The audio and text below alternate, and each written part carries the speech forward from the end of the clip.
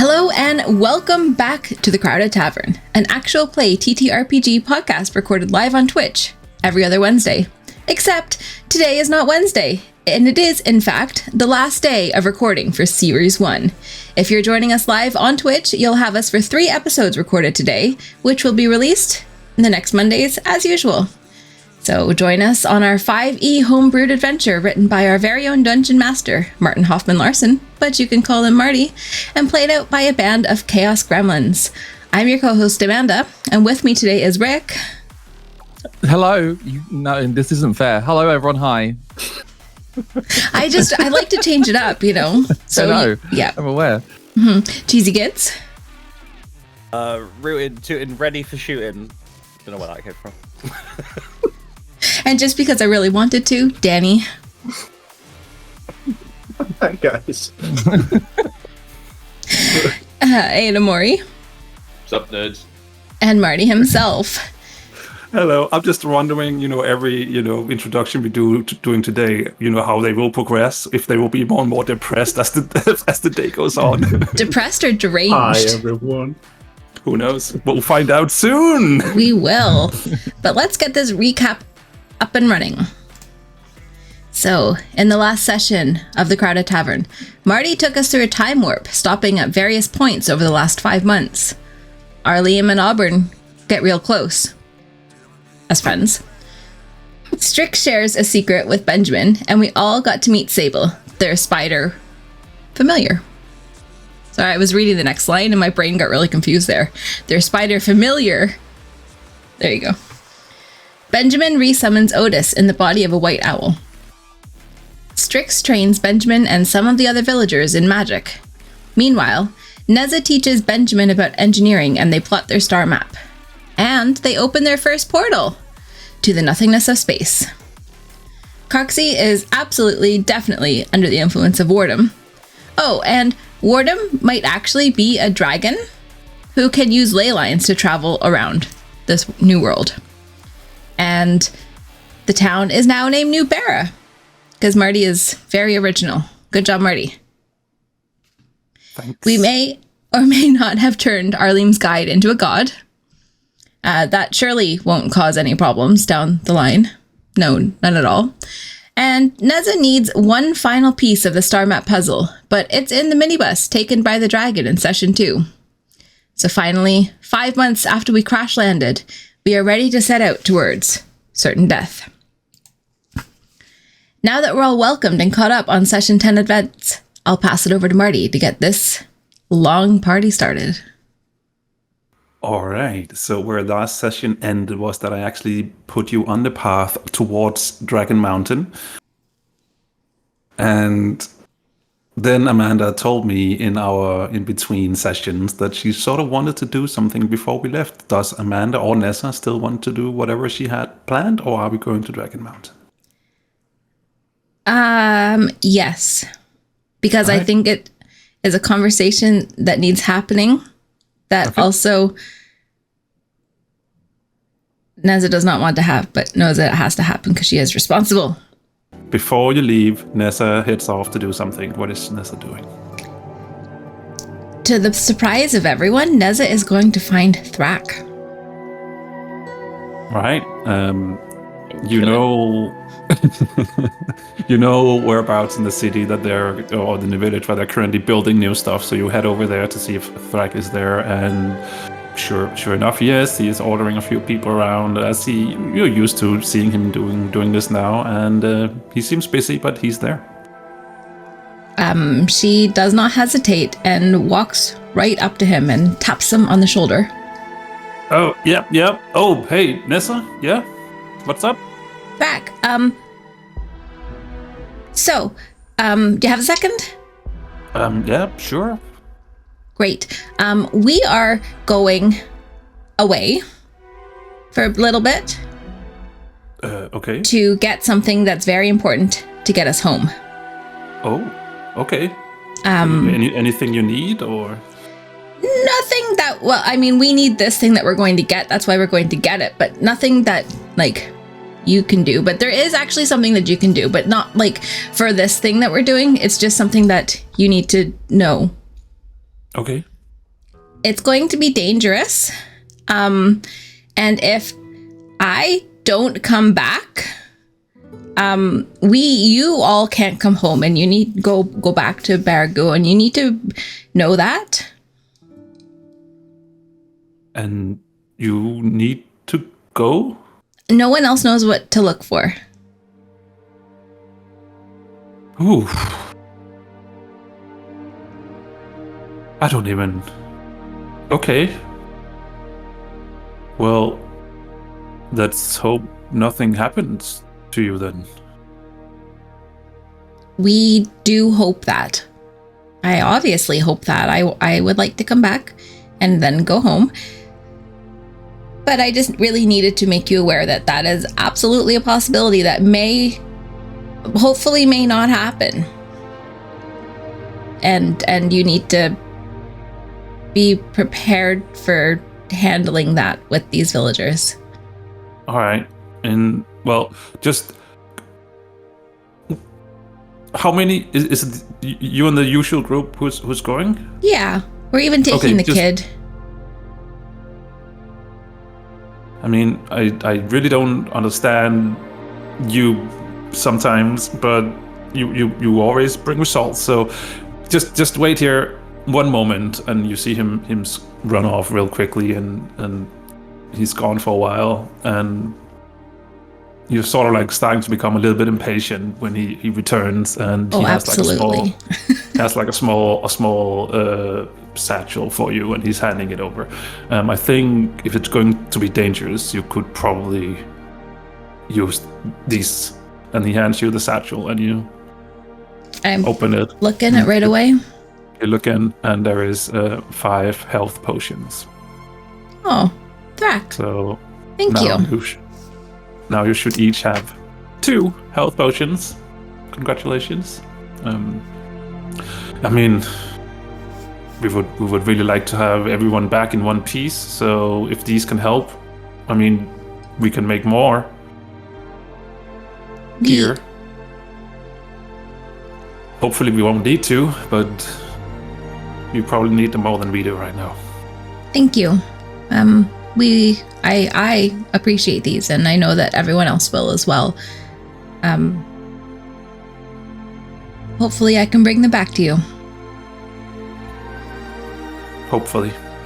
I'll go speak to Lair, and maybe someone will say some prayers for you as well. Yeah, like, don't, it's make a big deal of it. Like, don't cause, panic that this is a possibility until it does or doesn't happen. I won't go into too many specifics, but, they can still send a prayer your way. Don't know if it works, but I guess everything works right now. Yeah, we don't know how things work either. Right. This place is weird. Yeah, tell me about it. It's nice here, but definitely something is weird.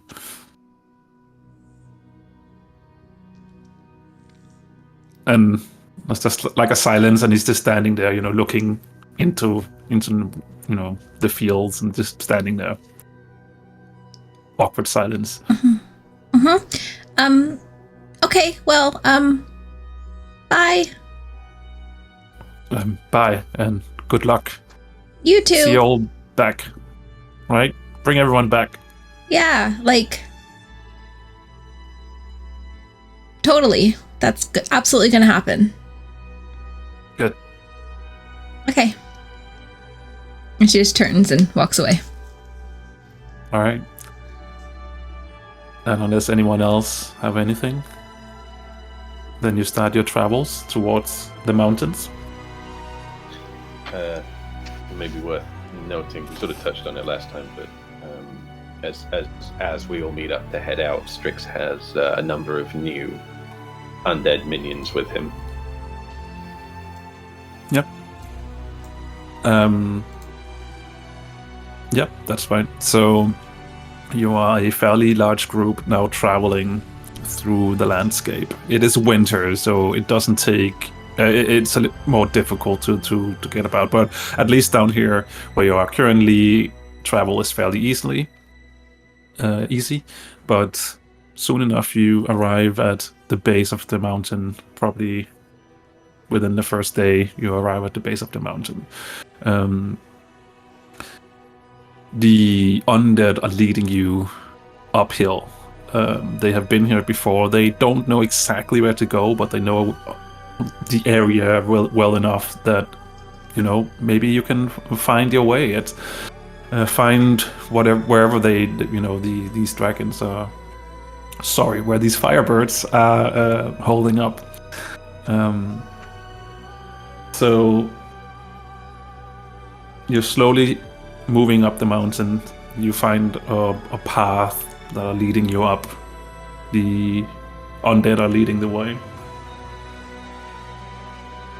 The higher up you get, the colder it gets. And by midday on day number 2, it's snowing. It's snowing heavily. Scaling the mountain is getting more and more difficult. But you keep at it. You move upwards. At this point, I would like to know who is leading you up the mountain. The 2 people who are walking up front, leading. I can do that. So probably Strix, as well, as he has the best idea of where we're going. All right. Then I would like the 2 of you to make a perception check as you're walking up the mountain.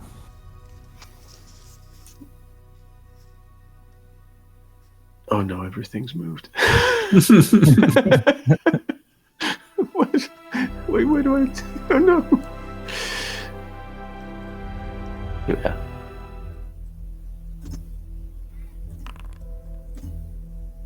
Nat 20. Nice. 30. So a What a good 30. And Auburn? 14. 14. Okay. So Auburn, you don't see this yet, but you will probably see it soon enough with a 14. But Strix, you see movement up ahead, a little bit further up.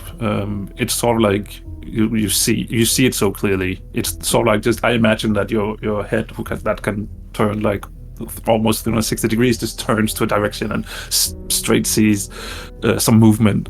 You see some like dark reddish scale, something moving in between the trees, and you're pretty sure that this was indeed one of those firebirds. It didn't look as large as the one that you've seen previously, but it definitely was one of them. Drop down, because I imagine I was flying. Right there. There's one of the little ones. We should maybe try and skirt around it. Got it. I signal to the others that there's danger ahead. What does that look like?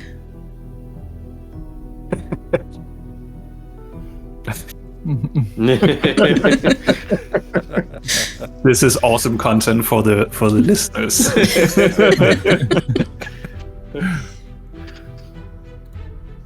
I basically just make some hand signals Yeah. that only me and Strix know about. Don't tell them. We want to get the people to go, look at YouTube. So, If you want to see me make funny gestures, go to YouTube. right. So, but you continue, but in a little bit more stealth manner. Yeah, and like sort of going, like happy to go quite a way out of our way in order to give it a wide berth. Okay. So you're trying to you find, you're looking for a different path up the mountain.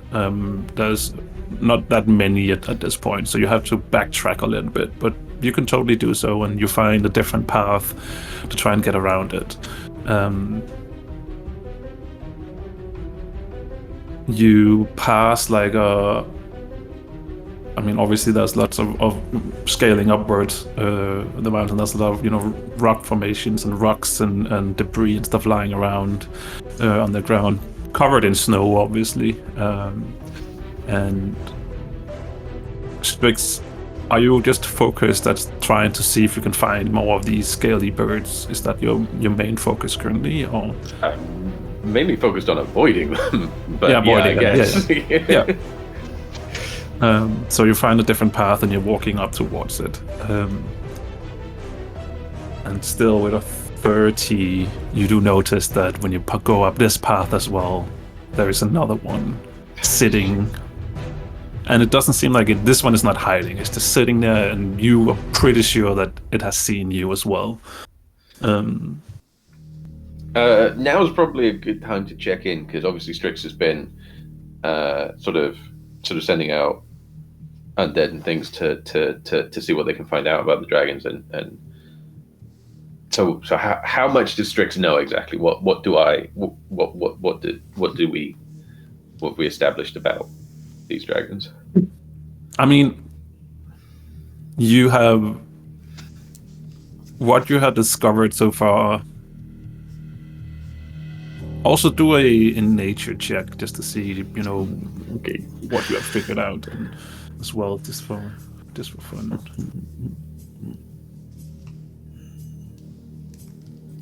Oh, it's not the worst. 14. 14. Yeah, I mean, you have found out so far in your investigation of these mountains that it seems like they usually stick to the mountains. It's rare that they actually come down. So that day when the big dragon came down to the minibus is definitely, a rarity. So it was probably in your mind, it was probably, only doing so because of all the rockers that happened that day. And you definitely also know that your undead have seen multiple of these, so that's not just one. There is more smaller ones as well. But yeah, they do tend to try and keep to themselves. And what you've discovered as well is that sure, they have been curious about these undead moving up the mountains, but they also sort of also kept their distance. So it seems like they just are keeping to themselves unless they have to. You probably have lost an undead here and there, because when you've gotten, and that's sort of your reasoning is that they've probably gotten too close to something they shouldn't be close to, and that's basically where you're heading right now. So, as in, the path is going to take us too close. Probably where you want to go, yeah, but it's probably also too close to something where the dragons don't want you to go. So, firebirds don't want you to go.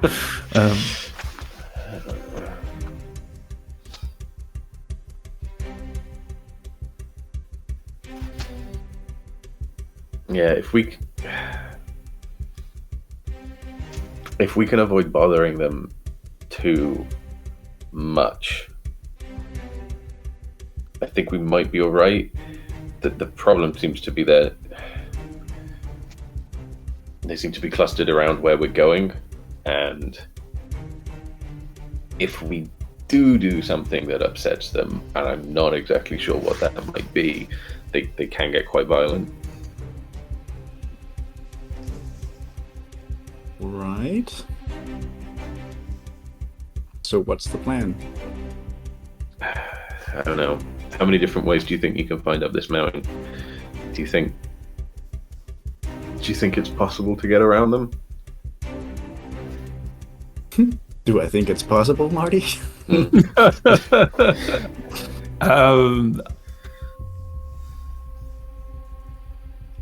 I don't think Auburn knows these mountains. I mean, it would be a guess, but yeah.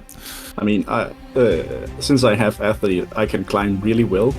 Mm-hmm. But does it look like there's an easier climb, maybe, instead of taking the path? I mean, you probably could. The question is if the whole group can do it. Yeah. And also, if you were going to be attacked by the dragons while climbing, Yeah. No, I think I've got the hole if you all want to get it. Well, we could do that. Last time we were in the hole, Benjamin threw up. Benjamin hasn't had mushrooms today, so Exactly. I'm a lot better off this time around. What did you have for breakfast, Benjamin? Mushrooms? I don't know. I imagine some normal stuff, right? Or probably just some of my rations, actually. Some of the carrot type things. Well, maybe we should just try and move real quiet and non-threatening, like. Maybe it'll leave us alone.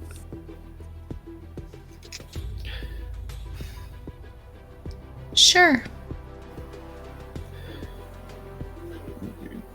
We can try.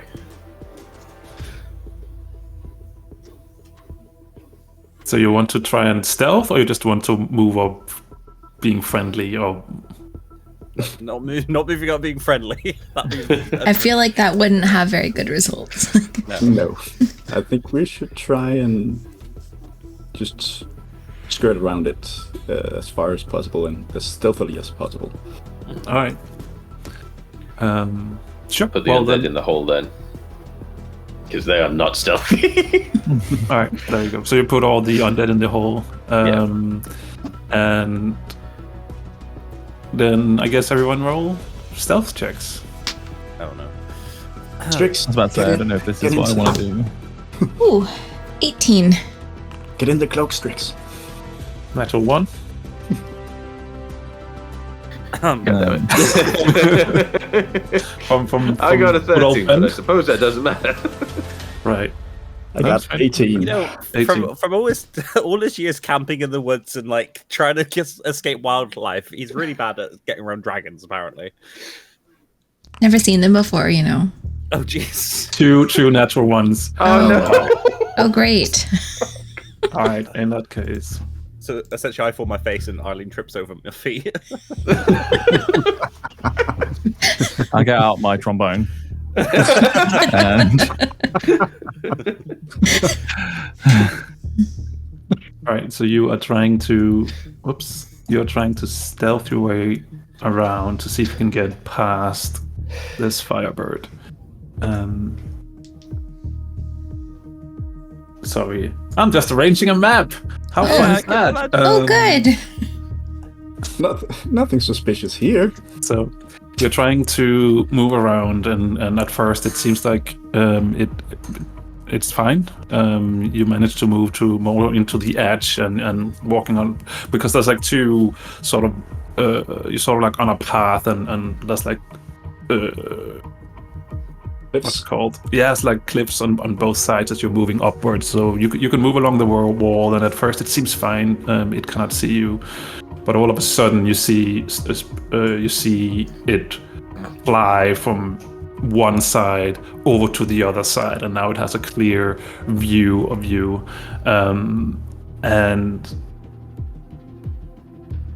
Drix, you get the sense that it is doing something magically right now. You can sort of sense the Okay, can I counterspell it? You can try. Is it that magical? I mean, you can try it. Is it within 60 feet of us? Actually, good That's a point. good question. Let's see. It actually is not. It is out of Ah, reach. Yeah. No, so it's doing something.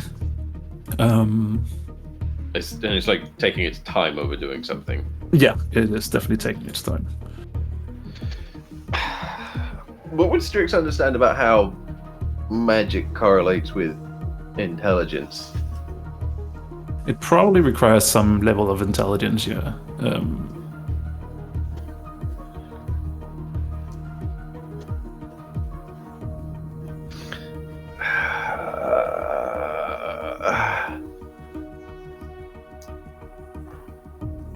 It's definitely seen us, right? It's definitely seen you. Fuck it, I'm gonna call out to it in the local goblin language I know. Okay. You do that. Hello, just don't mind us. Just passing through. There's no response.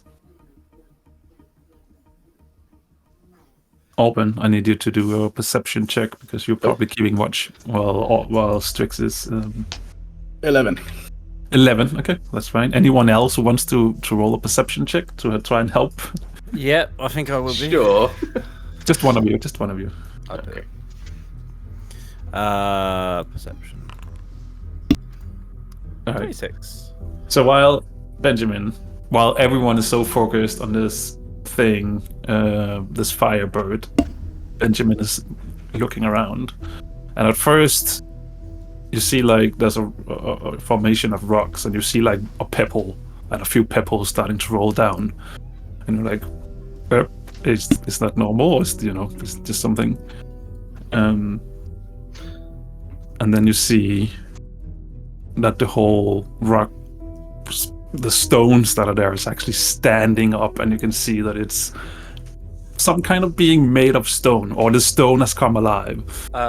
Rock creature! Rock creature! Damn. There's a thing! And Come on, look!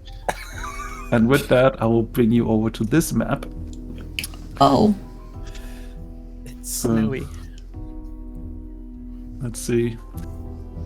So this is the thing.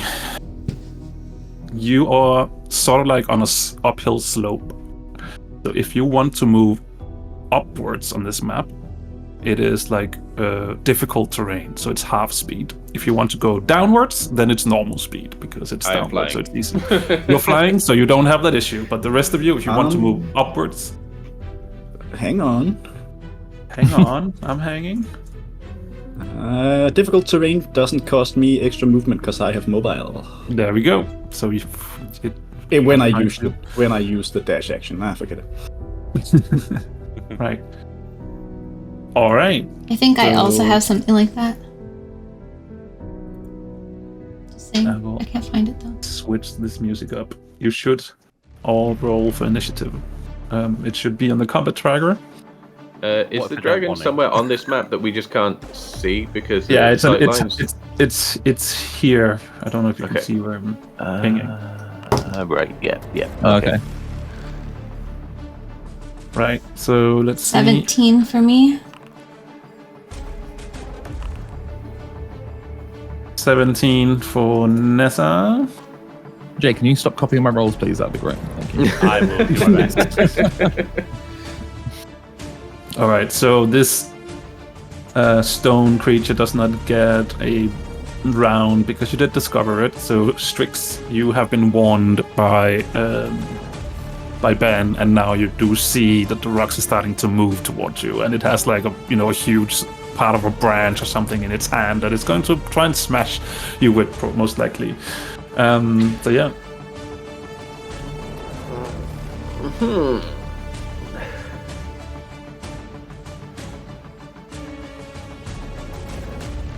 And open you on deck. Alright, I think Strix is before me.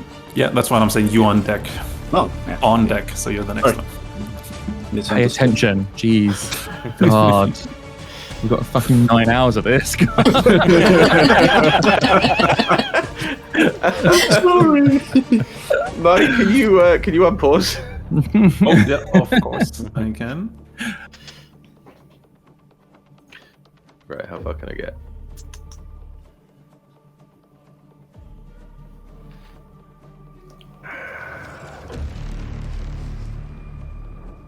Yeah, I'm gonna move towards the dragon and just keep talking to it. Okay. Hey, it's no problem here. Everything's fine. We just yeah, I guess yeah. I'll keep talking the one local language I know. Okay. And that's Strix's turn. Mm-hmm. Auburn. Fuck that, I'm attacking. I ain't giving it a chance to kill us. Right? Sharpshooter.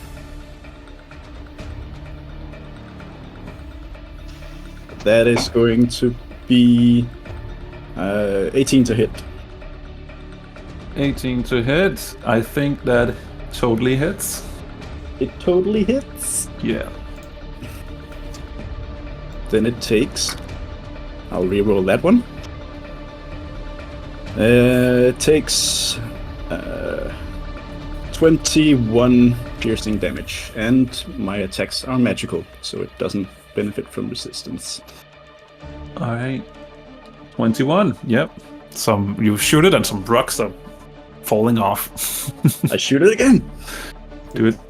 with sharpshooter. Yep. Even better. So that is 22. It still hits. And it takes 18 piercing damage. 18. Right. More pebbles and small stones are falling off. Sharpshooter again. That's only gonna be 11. So you hit a particular large rock that does no damage to it. So. And then I'm gonna move 8 up here to attract its attention away from the group. All right. That's your turn. That's my turn. Neza, you up? Alim on deck. Okay, I'm going to. Oh, you have full health, right? Because you don't in this system, so I'll just give you I full do health. have full health. That's correct. There we go. Um. And Ben also has full health. There we go. Okay, I'm going to run up to it. No, that's. Yeah. Do I have half movement going this way? Nope, full movement. You're moving downwards. So Perfect. Is this range? that's 70 feet. Can Yeah. you move 70? I can move 100 if I want to move. Can you move 100? Yes. And Okay. Yep. Awesome. because I have. Well, then it's no problem. Monks are busted. Yeah. So is that. Am I in the right spot? You are at right next to it now. Yeah. Perfect. Then I'm going to hit it with my quarterstaff, which I've flipped out as I'm running. And that is a 19 to hit. That hits.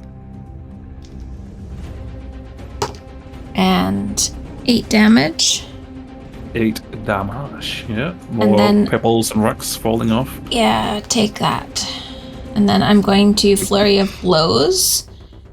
Spend a key point Mm-hmm. to punch it. And Do that's it. 7 plus 8. 15 to hit. 15. You hit a very particular hard bit, and it hurts almost when you hit it. It doesn't take damage. Oh, wow. Okay. Yeah. That's my turn. That's your turn. All right. Alim, your turn. Ben on deck. I shall run to here. Mm-hmm. Do I have an angle on it from here? Yeah. It's large. Yeah, it's fairly large. You should be able to hit it. Yeah. Nice. Okay. In which case, I shall cast a spell. Mhm. Don't get too excited. A Sacred Flame. Okay. It will make a dexterity saving throw and fail. Yay! 12 radiant damage. 12 radiant damage. Take that, random rock creature who hasn't hurt us yet. Yeah, I mean, it's like you can see that more and more pebbles and stones are falling off of it. So you're definitely hurting it. Is that your turn, Alim? That is my turn, yes. Then it is Ben. Hello. Don't know what happened to my voice. Apparently I hit puberty again. Let's go to 10, 15, 20, 25, 30. And how long is that? Yeah, okay. I'm gonna crossbow it, I think. Do it. So my attack roll. 14. 14 misses. Okay, no worries. In which case, that is my turn. That is your turn, right? So then it is the stone giant, who is now having a very easy target standing right in front of it. So it is definitely going to hit you with its large branch. 19, does that hit? Yes. 20 damage. Wow. Oof. So it's swinging once and it's hitting you, and it's bringing the branch back up for another attack. 13 Misses. misses. So yeah.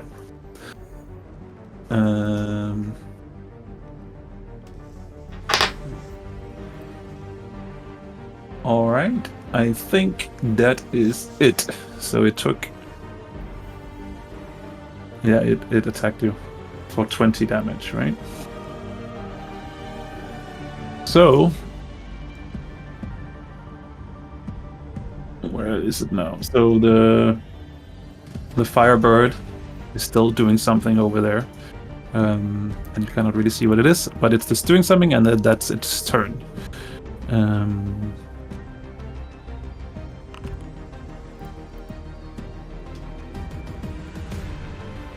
All right, Strix, you're up. Okie dokie. I will keep moving towards the dragon. Yeah. Oh no, hold on. Let me. Sorry, suggest that. Be a bit lower so that I can stay in the range of this guy. Yeah, cool. And I'll keep shouting out to it. Maybe switch to. I guess it summoned something that seems kind of elemental in nature. So I'll try in primordial. Just continuing like, hey, not looking for a fight or anything here. Just want to go up the mountain. But I will attack the stone giant. It's gonna open a claw, and all the sort of rocks that have fell off the stone giant are gonna come up into the air, and then as he closes his claw, they're all gonna smack back into him. For a what is it called? The cantrip I always use. Yeah, so you're basically throwing rocks back at it. Is that what you're saying? All right. I mean, that is totally awesome. Then I just need to do a quick check of something. What is it? It is a dex. It's a wisdom saving throw. Okay, yeah, to see if it works first. Okay, then it will do a wisdom first. And it's necrotic damage if that matters. All right. So 12. That is a fail. 22 necrotic damage. Okay, but you're throwing stones. That's what you're saying, right? Yeah, as flavor. As flavor. Oh, so it's just flavor. Okay, well then it takes 22 damage. Because it's his own body I'm attacking him with. Yeah, it's just because it has like rock catching, so it can catch rocks. So that's basically what I was trying. That would work on it, but I guess that it's not the damage type. Is not really the rock; is the necrotic damage. So, okay, that's your turn. Yep. Auburn, your turn. That's on deck. 3 attacks on the stone giants. All right. Sharpshooter, first one. Mm-hmm. That's going to be 20 to hit. Ooh. That is 23 piercing damage. Yep. Sharpshooter again. Yep. 16 to hit. Misses. And third shot, sharpshooter.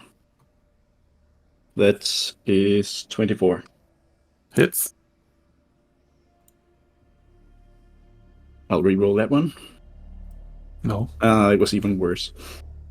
Good. So that is 16 damage. 16. All right. That's Auburn. That is Auburn. Neza, I'll leave him on deck. Okay, hitting with the quarterstaff. Do it. 17. Hits. 12 damage for the first hit. So what happens when you hit it and it dies? Ooh, that was easy. So she swings up with the bottom of her quarterstaff right across the head, and it just crumbles into stone. Just the head. And she's quite surprised, like, oh, that was fast. Fair. Ali, your turn. Where is the dragon? Oh, the dragon is up here. Okay. In that case, she's gonna run over here. Okay. Alim. I will walk up to here, but not attack because I could obviously see Strix making an attempt to converse. I will hold my action. Okay. Well, so what are you holding? Probably an attack action, just to be careful. What attack? You need to be very sorry, specific what Sacred you're Flame. doing. Yeah. Sacred Flame. Okay. And what is the trigger? If it attacks. If Strix. If it attacks Strix. Okay. Ben? I am fascinated by this golem, so I'm going to go over here.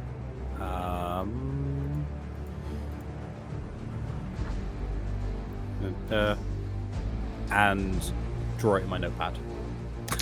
Okay. And that's my turn. So... Well, I feel like if you guys are like, if Strix is trying to communicate with Stray, I don't want to cause any other issues since my stealth roll was so bad earlier. So I'm just like, you know what? These guys have got it. I'm there if I need it. And, you know, I'm still trying to document this world. You know? So this firebird is going to lift off, fly up into the air.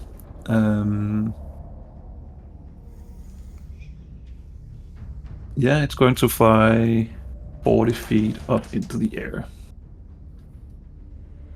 And it's also on the ledge, so I guess for you it's probably then 55 feet over you, something like that. Alright. That's what it's doing. Then something else happens. Since you're all focused over there, I think you failed to notice. Oh god. Let me quickly... Yep. You What the heck? They're the same color as the map. Oh, It was really? like it was planned. It's almost like these creatures live here and have adapted to living here. I don't know what So this is. unfair.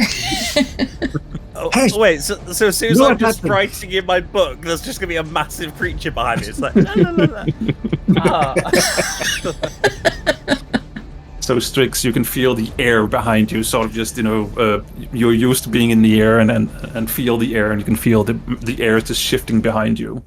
And the same, Alim and Ben, you can also feel like there's some air that doesn't seem like normal air just coming up from behind you. Let's see. So let's start with Strix. 15, does that hit? I think not. No, it does not. Okay, but a 20 does. 20 does. Yes. So you sort of feel like the wind, like a heavy wind, slamming towards you, and you manage to dodge the first one, but it also moves you into a position where you didn't notice the other one. So you're being slammed by nothing but air, and you take 16 damage from that. Okay. Alim, Hi. same thing for you. Does a natural 1 hit? Yes. So Out of pity. I move myself into the fist of this creature because I feel so sorry for it. You don't have to, because the second one that's trying to hit you is a 24, so I think that hits. Yeah, that hit. Yeah. So you take 9 damage. Okie doke. And Benjamin, last one. 25, I guess, hits. Yeah. Was it 18 hit? Yeah. Okay, so you take 14 plus 11, so 25 damage. Okay. All right, Strix and Auburn on deck. Does the dragon seem to be leaving? You're not quite sure. It's flying up in the air currently, and it's high up above you. All right. First things first.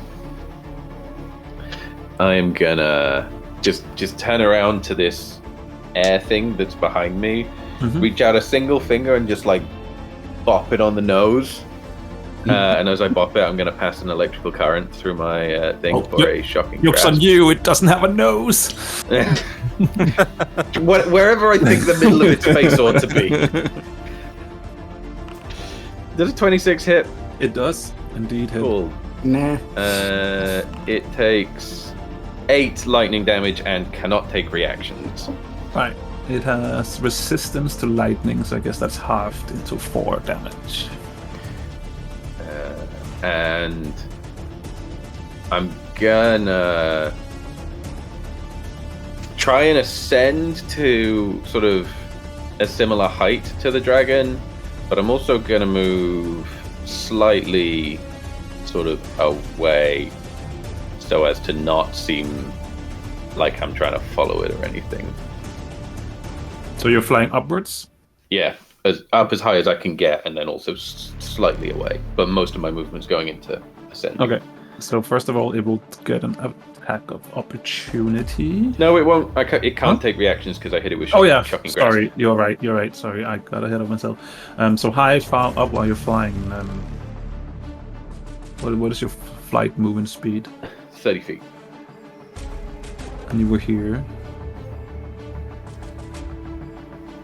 So you can be 25 up, Sounds good. or you can be 30 up then.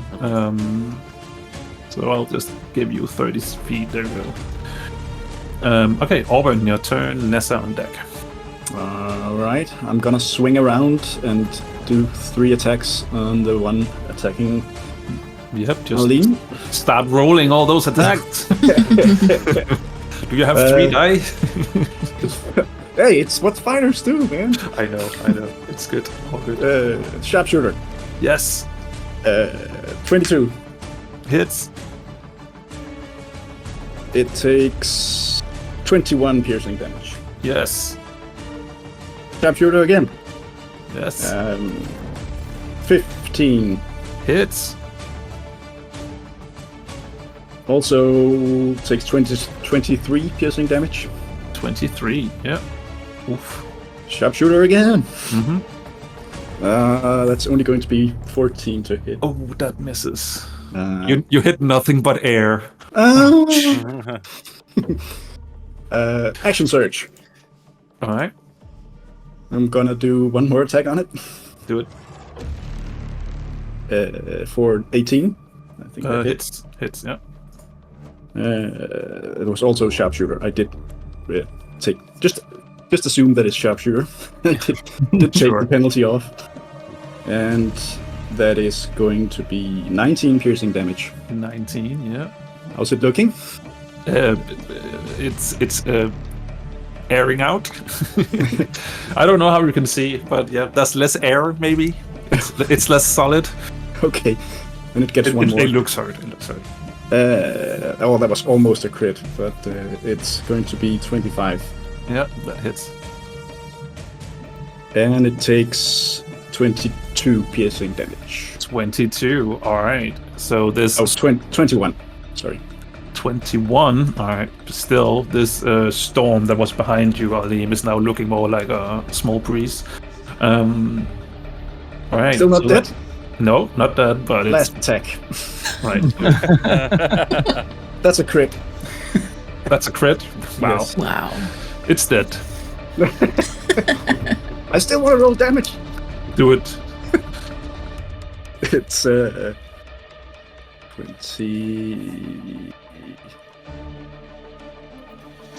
28 damage. 28.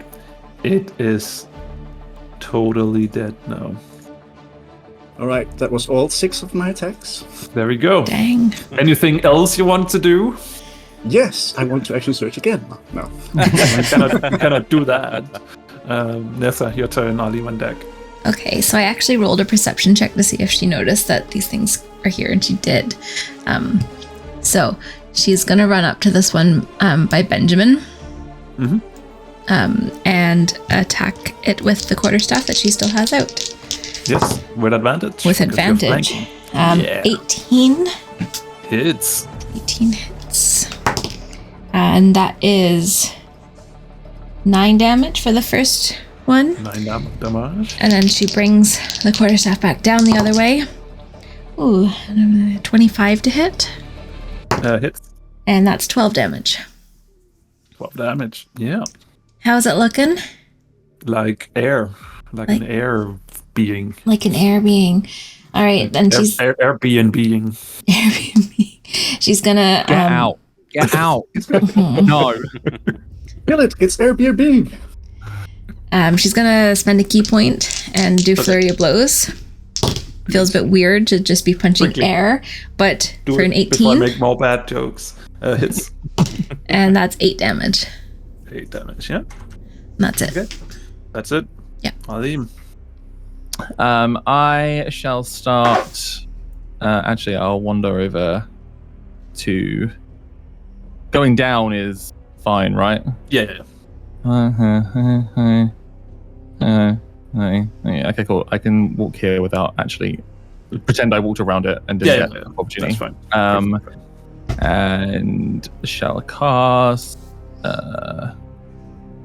Cure Wounds on Benjamin because he got hit pretty hard.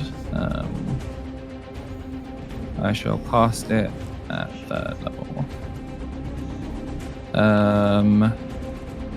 You also get an extra 5 on top of that, so that's 24.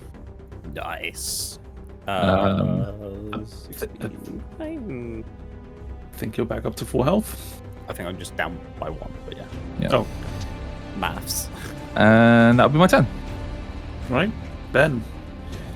Okay, I am going to come just to the side here, and do thunderclap on this thing.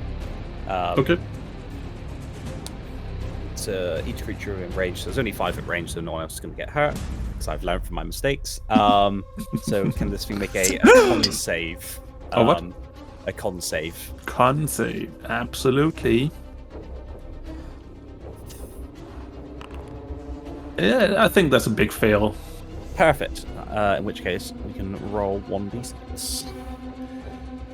6 damage. 5. That should actually be 3d6, because you're level 12. It's a cantrip, isn't it? I did not know that. It Okay, goes then. up. I will roll a further 2d6. Yeah, so 12 in total. And what type of damage is this? Thunder damage. Thunder damage. It is resistant to that, so it's halved. So that is 3 damage. Damn. No, Marty, it's actually 13 damage. No, 12 damage. Sorry, I need to. Sorry, the 2 rolls totally. Yeah, sorry, my fault. 12, so 6 damage. You are totally correct. Thank you for being awake. Apparently, I'm not. Thank you for correcting my mistakes. All right, that's Ben. Mhm. Right.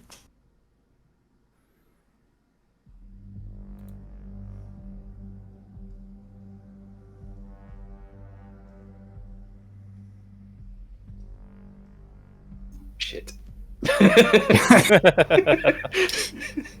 I don't like that, Marty. Stop it. So, for the audio listeners, I picked up the ruler and I'm measuring the distance between the Firebird and Strix, and it seems like Strix is in range and it is diving towards you, Strix. Whoops.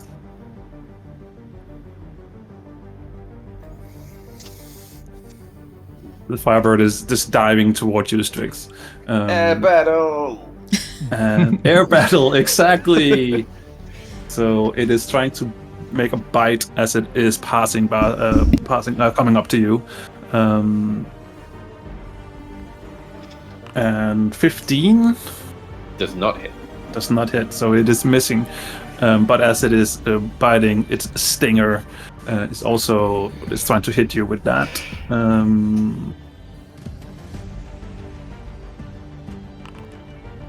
And misses as well. So Okay. that was the attack. So this one is going down here. Pew. And is looking at Auburn. So the air elemental is trying to hit Auburn with an 11. I think that's a miss. That misses me. And then a 27, which I believe hits. That does hit. And you take 18 damage. Oh. So this elemental see who's the larger threat here? The dude who is casting thunder that I'm totally resistant to, or the one with the stick? Everybody knows that the stick is dangerous, so Stick is always dangerous. it is going to try and hit Nessa. 12 misses, I believe, Misses. but a 23 should hit. It does. 16 damage. Okay. What is it doing?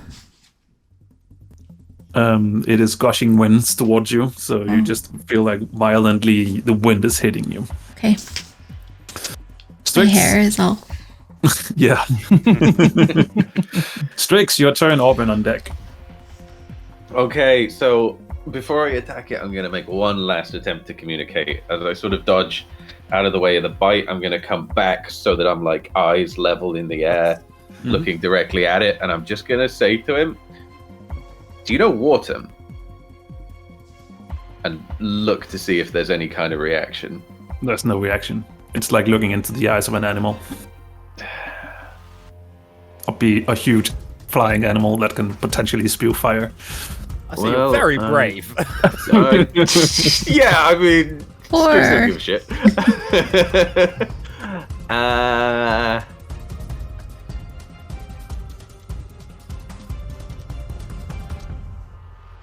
Yeah, I'm gonna try and peck out its eyes.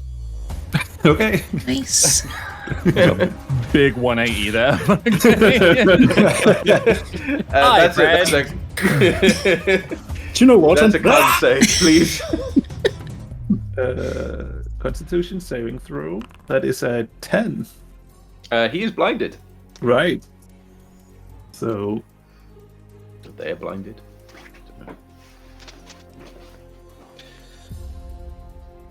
there we go. Blind. I don't know why I keep using this when I have this awesome other thing to do it. Okay, so Danny, yeah. you probably know. Can blind creatures take reactions?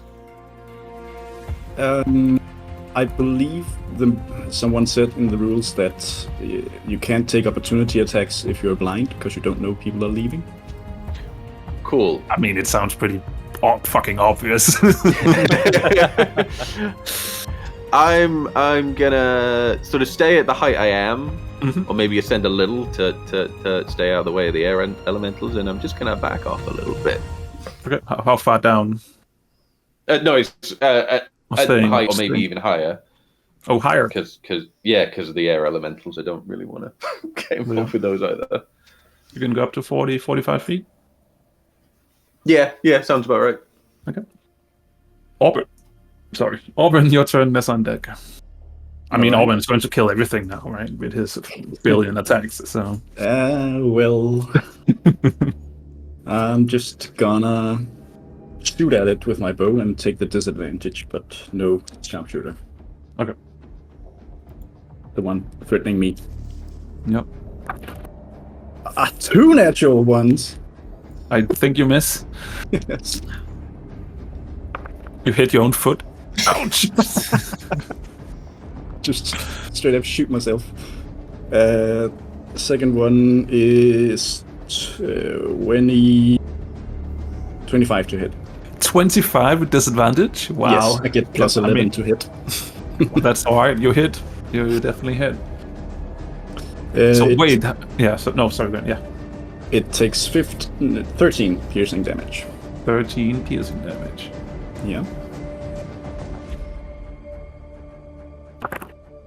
Natural 1. Wait, was that a magical attack as well? Yes. All my bow attacks are magical. Okay, good. Sorry, what was the second? It was a natural 1. Natural 1. So again, So third attack. No, that was my third attack. That's it. That was your third. Okay.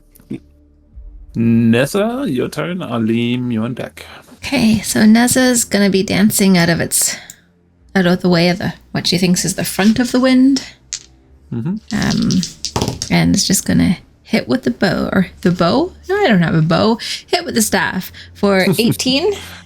Yeah, that hits. 9 damage. What type?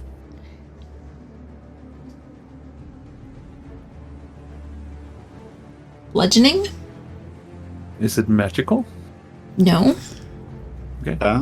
Actually, I believe monks do get magical attacks. I think it is. At a certain point. Oh, really? Yeah, I think so. Yeah, I think so. monks unarmed attacks and their monk weapon attacks count as magical at a certain level. Oh. Yeah, I'll allow it because I think I allowed it last round as well. So how much damage was that?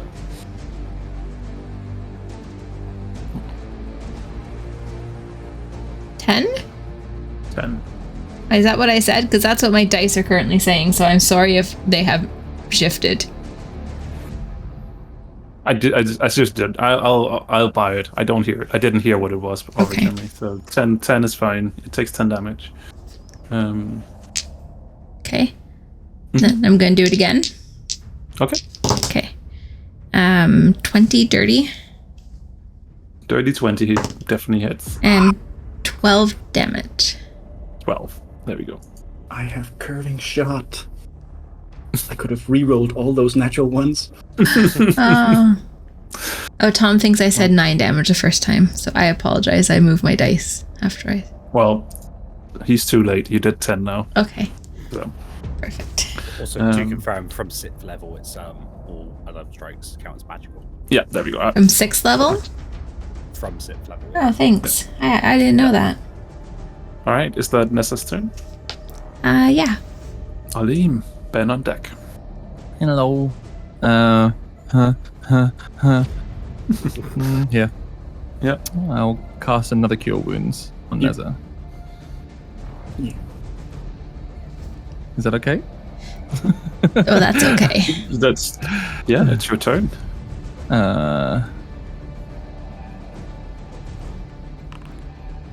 20 overall. Thank you. Sorry, 19. Because I cast that at a level lower, so 19. 19. Whoops.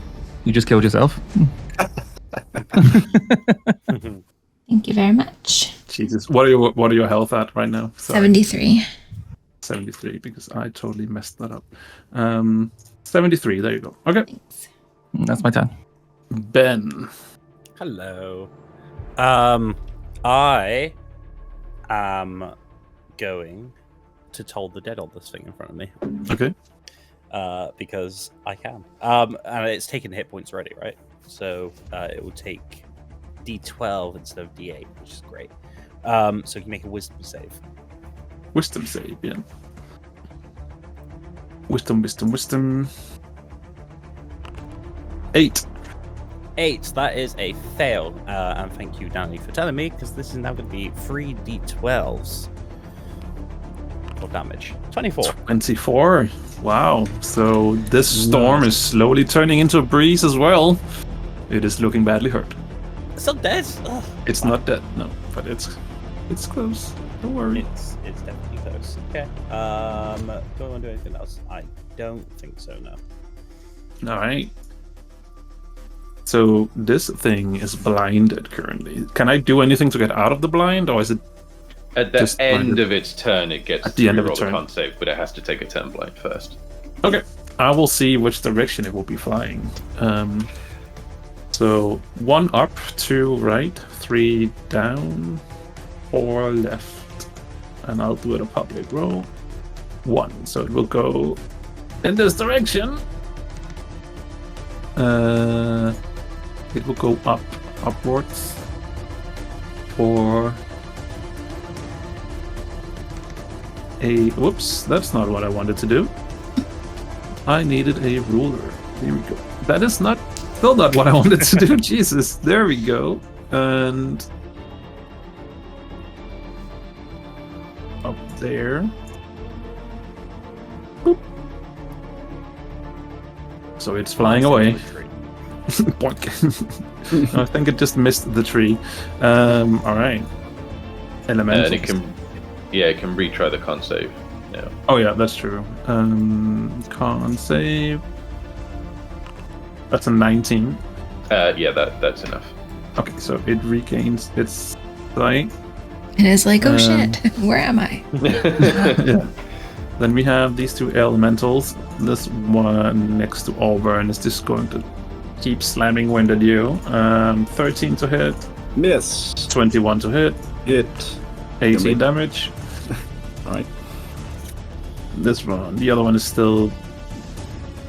No, now it actually is turning towards Ben, because now Ben did a lot of damage, didn't he? No.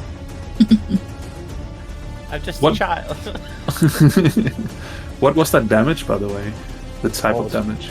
Oh yeah, sorry, that was necrotic. Yeah, necrotic, that's fine. Okay. It will slam wind towards you as well. 16 to hit. Sorry? I was gonna just use a cutting words on it. That's all. What is that? I can use my reaction to make it take 1d4 off of That's whatever up. it rolls for an attack roll. Isn't Okay. it more than 1d4? Isn't it your bardic inspiration?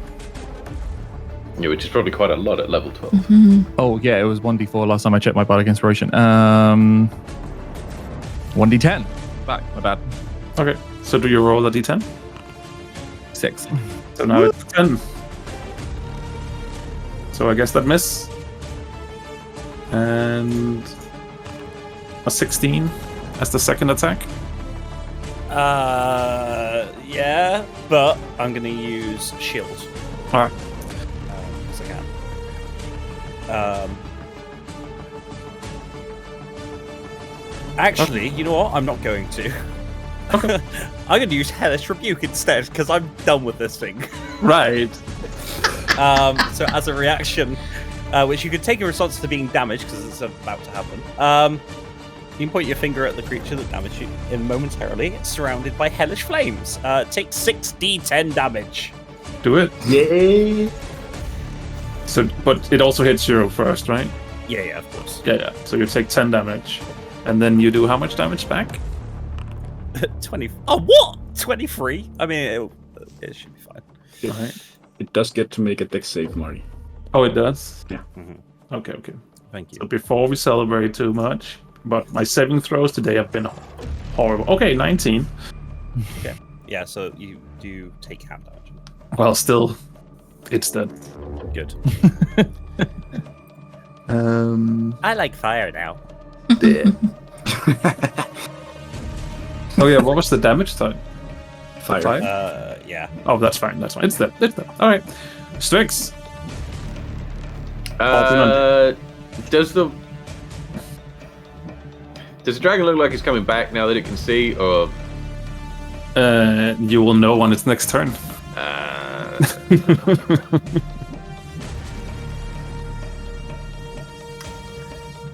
One of the elementals is still up though, right? Yeah. The one Auburn's fighting. This one. Has it taken damage? Yes. Yeah, I'm just gonna get rid of that real quick. Just a quick sort of blast from one of Strix's claws will sort of send some air that will gain momentum, and then hopefully just sort of it'll disappear in the wind. Yeah. I need a wisdom save. Wisdom save. That's a natural 1. Does that? No, you can't crit on these. can No. you? It's just it fails. So 16 necrotic damage. Oh, But- that's good check. Was no, you can't crit on the attack rolls. Yep. Is that his turn?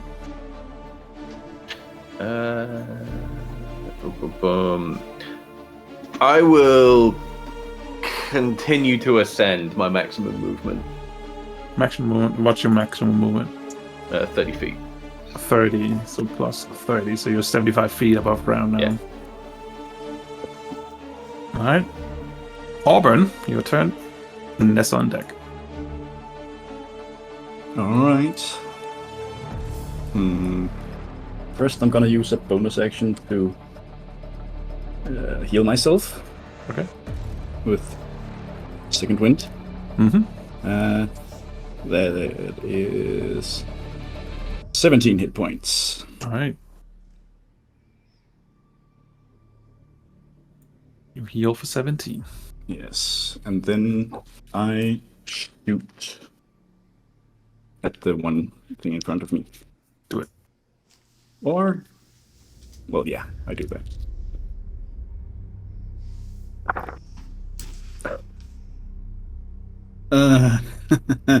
It's 16 to hit. Does that hit? Yes. No, it's not. Sorry. It's only 13 to hit. Ah, that misses. Try it again. There we go. That is 25 to hit. That hits. I'm gonna reroll that. Even worse. Good. It takes 6 piercing damage. 6 piercing. Yes. Last attack. That is 20 to hit. Yep. And it takes 12 piercing damage. 12 piercing damage. All right. The storm is slowly coming to us a halt. Still alive, but it's looking hurt. That's me. Nessa, Alim on deck. Okay, so she's gonna run up to this one that Auburn is attacking and hit with the quarterstaff. Flanking maneuver. Yep. Did I go in the right spot? No? Yeah. Yeah. It goes through. There's a line through them up. So Perfect. That is 25 to hit. that hits. And 6 damage. 6. Yeah. And again with 24 to hit. Mm-hmm. And that one was 10 damage. 10. Okay. It's looking more and more hurt. Okay, in that case, I'm gonna spend another key point and flurry of Okay. blows.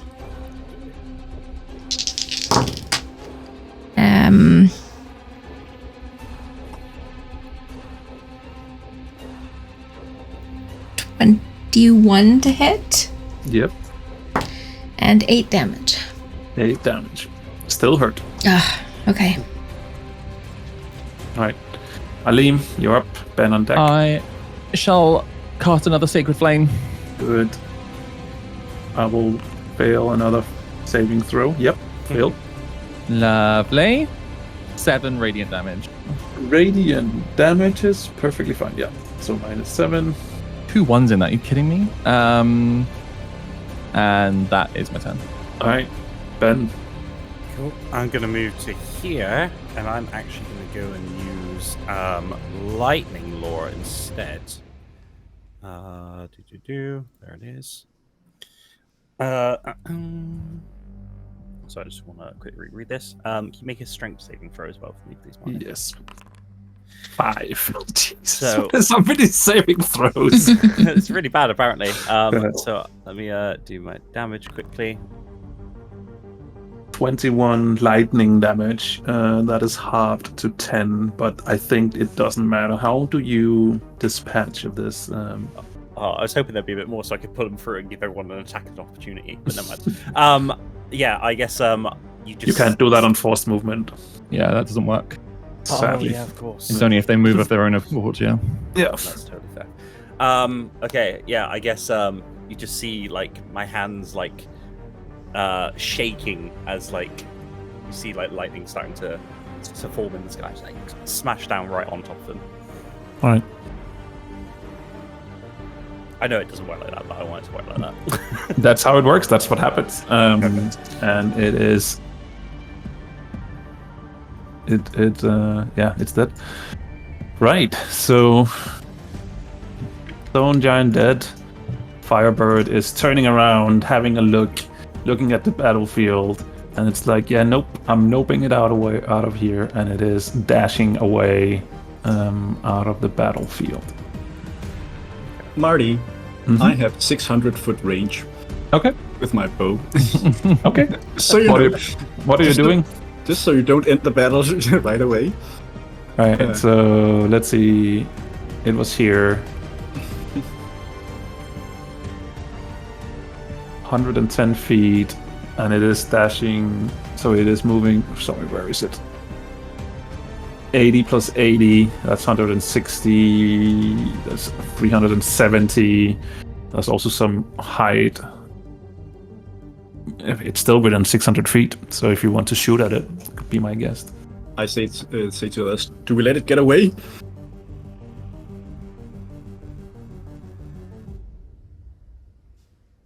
There's no answers. That's that There's no quiet. answers. I think Strix is probably too far off to hear at that point because he's quite high now. Yeah. Oh, yeah, good point. I mean, if you can, like, I don't know, hit one of its wings, ground it, that might help out later in the future. All right, I'm gonna start by shooting it with a normal attack. Okay. And that is 19 to hit. 19 hits. Sorry, what did I say? 370, right? Was what I said. Yeah. I'll just use this so we can see how far back. Okay, sorry. Yeah, that hits. Roll for damage. I am also, as I hit, going to use Arcane Archery and have it wrapped in Grasping Vines. Okay. Wow. That's so cool. I don't know how vines get up there, but that's fair. Well, the arrow sprouts the vines. Fair. Alright. That's fair. So first off, I'm gonna reroll that. First off, it was the same. So it takes 7 piercing damage, and then it takes 7. 9 poison damage, and its speed is reduced by 10 feet, and every time it moves, it takes 2d6 piercing damage. All right. As we sort of skipped over Strix's turn, can I just Oh, establish sorry. that he held a Toll the Dead, triggering if it comes back into range? Okay. And what is the range? Like, not a lot. Right. I can't remember. Because It's well out of range now. It's 370 feet away. So Yeah, it's nowhere near. It'd probably need to dash back. no. And so then I shoot it again. Okay. That is 17 to hit. Yeah, it's It takes 8 piercing damage. 8. And then a natural 1. Yeah, that doesn't hit. And I move 40 feet. Yeah. No, I can't do that. I can only move 20 feet because it's uphill. All right, that is true.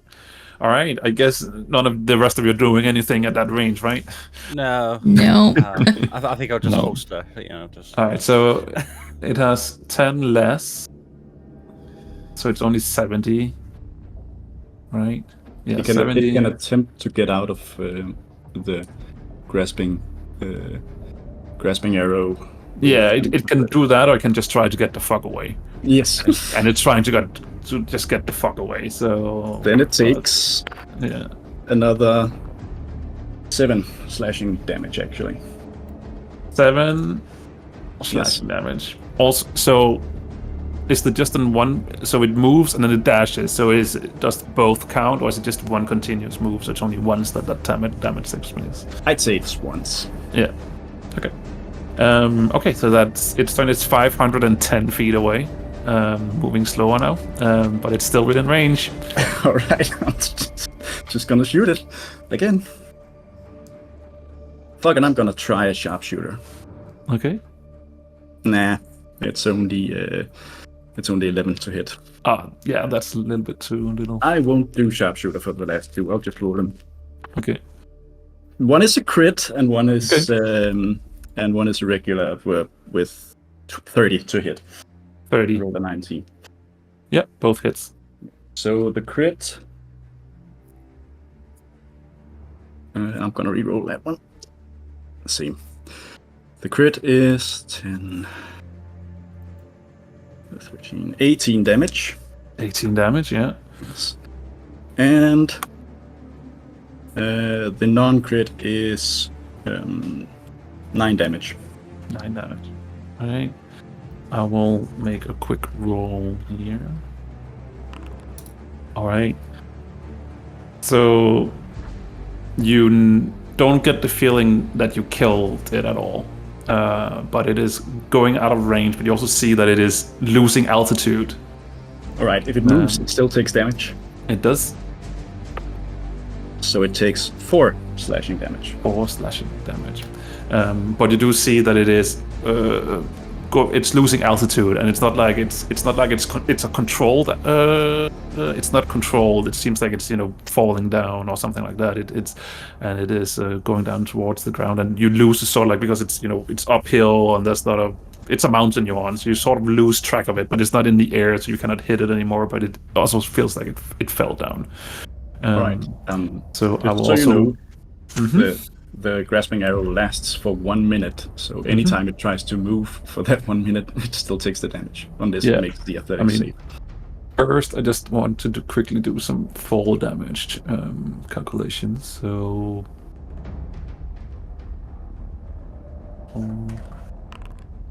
okay.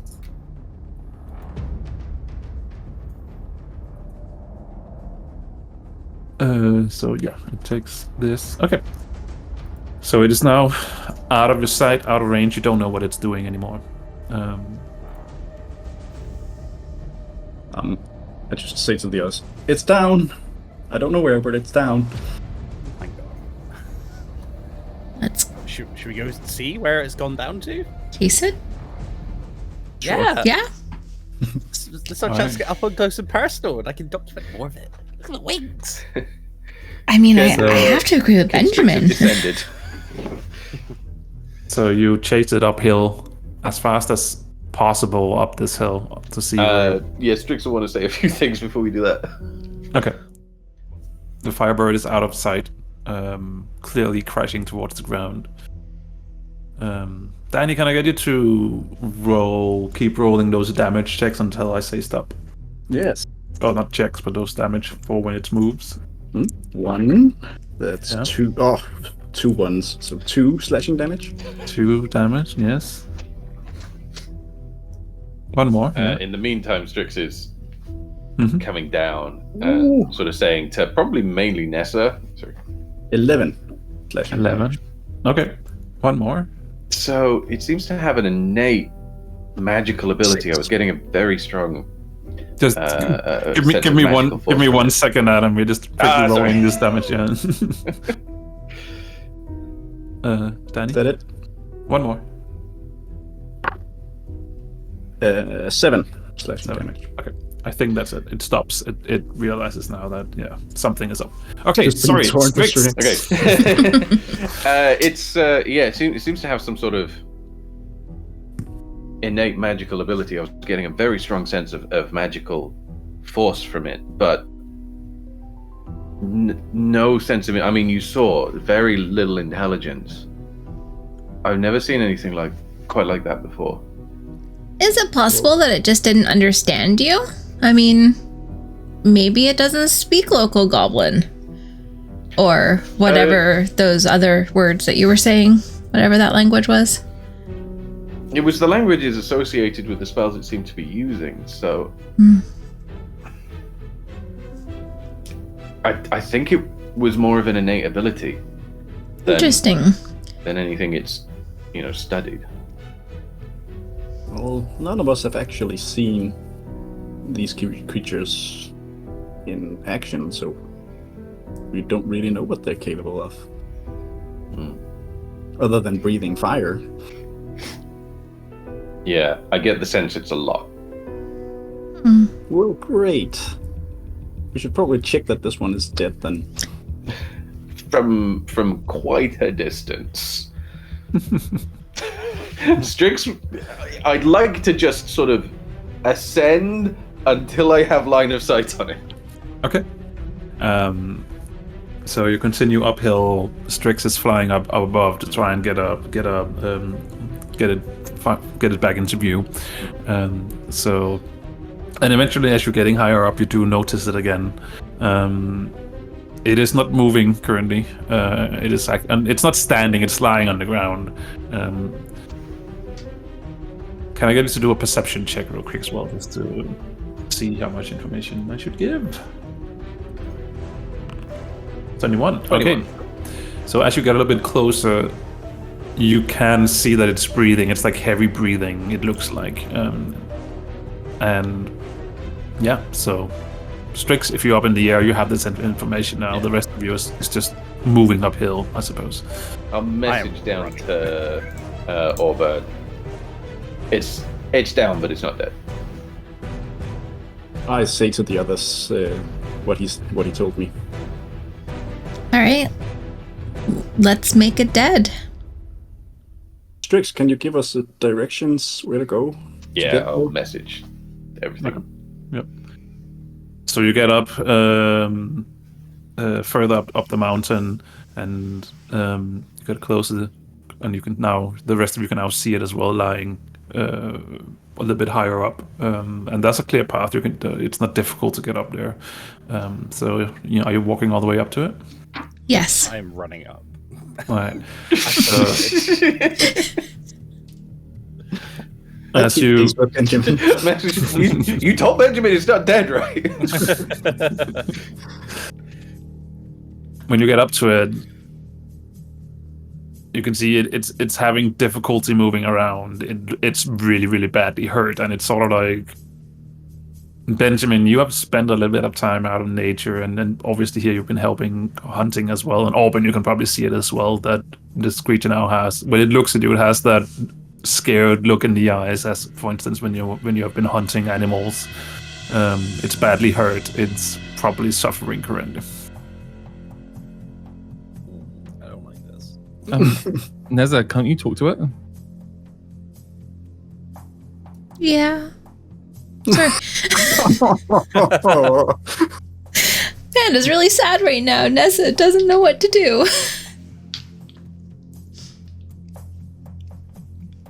Okay. Neza mind links to it. Okay. It's not really words. It's more like a sense of its state and feelings that you're getting, and you're being like overwhelmed with fear. You're being overwhelmed with hurt. But that's not really like words like that. It doesn't seem like this particular one has a language.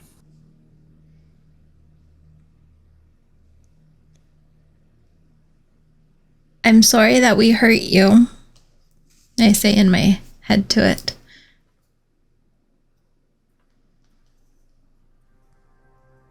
If it has any kind of language, it understands me. But if it doesn't have a language, then it does not understand me. It doesn't seem like it's understanding you. It's just rather confused. And still scared and hurt. I disconnect from it. Can someone put it and end its suffering quickly? I hurry up to it, and I just put a hand on it, and then I... Wait, there's two ways we can end its suffering. Then I stay my hand. I could heal it. Do we want to heal it? I don't know. We don't know what it is. We don't know. Strix, you were trying to have a conversation with these things. It has no intelligence. It's just an animal. Can I try speak with animals? Mm-hmm. Ooh. But I need to touch it, don't I? I think. No, it's just yourself. No. Okay, I'm gonna try to speak with animals. So I literally just like hold my hand up to everyone. It's like, no, wait. No. Okay. Yeah, would that You work? people Fine. and You people and all your fucking abilities that can talk Hey, with things. Boy Jesus. Scouts need a secret ability. I'm like, I mean, if you're Spider-Man gonna run a of level the 12 D&D world. campaign. Sure. All right. I mean, all right. Improvise, Marty. What are you trying to do? So yeah, I just want to try and verbally communicate to it, just like we mean no harm. We're sorry. You no harm. All the arrows coming out of his fucking skin. Look, I can't speak for Orban, all right? But I just want to. I guess I just want to try and communicate what Strix was saying earlier. We're obviously we're not here to cause you harm. We were worried that you weren't communicating with us fully. Is there anything we can do to help? And do you know Wharton? You hurt me. That. I think it's what Marty is trying to convey is that I think this being is really confused about you saying that you mean it no harm because you clearly just harmed it. In our defense, you were trying to attack Strix. We were defense. It was defense. You were trespassing. How? This is our home. The mountain or like the whole planet? The mountain. We were trying to find, how did I say it? Gizmos? And I feel like one of your other fellows took it from us. Do you know what we're on about? I don't know. This hurts. Just. It's having difficulty just really focusing on the conversation because it's yeah. Okay. Can we, Arlene? Can we heal it slightly? Just take away some of its pain. As long as everyone's okay with that. If that's what you want. But just in case, while it's helpless, I take out some rope and I tie it together around it so it can't move. I stress that this is for our own protection. But we'll heal this pain. At least a little bit of it. Okay.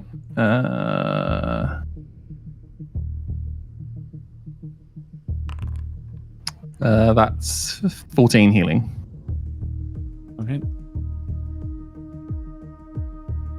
Now you can see that we're trying to do what's right here. Can you tell us anything? As soon as we get what belongs to us, we'll leave. I don't know what gizmos are. I open up my little pamphlet of stuff I've drawn. There's a bus. Big frickin' bus. Have you seen this? Maybe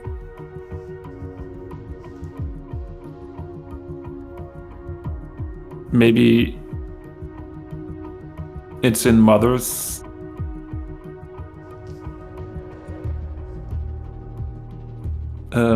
collection. Hoard?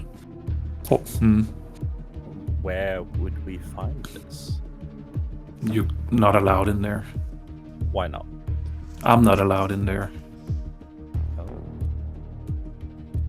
Okay. I relay all this information back to the team and see what they've got. Any points on what I should say. Ask it where its mother's lair is. I do.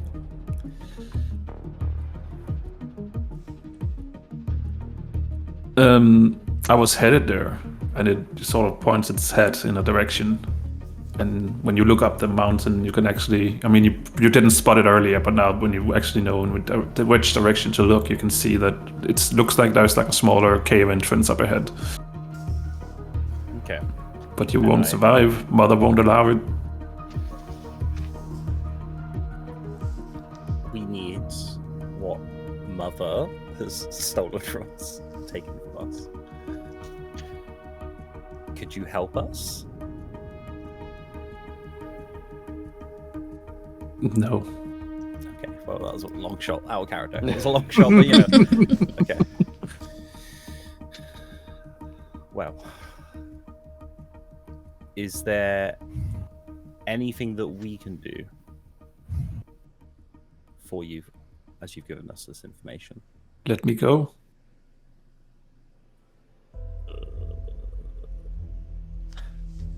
One moment. I don't relate that back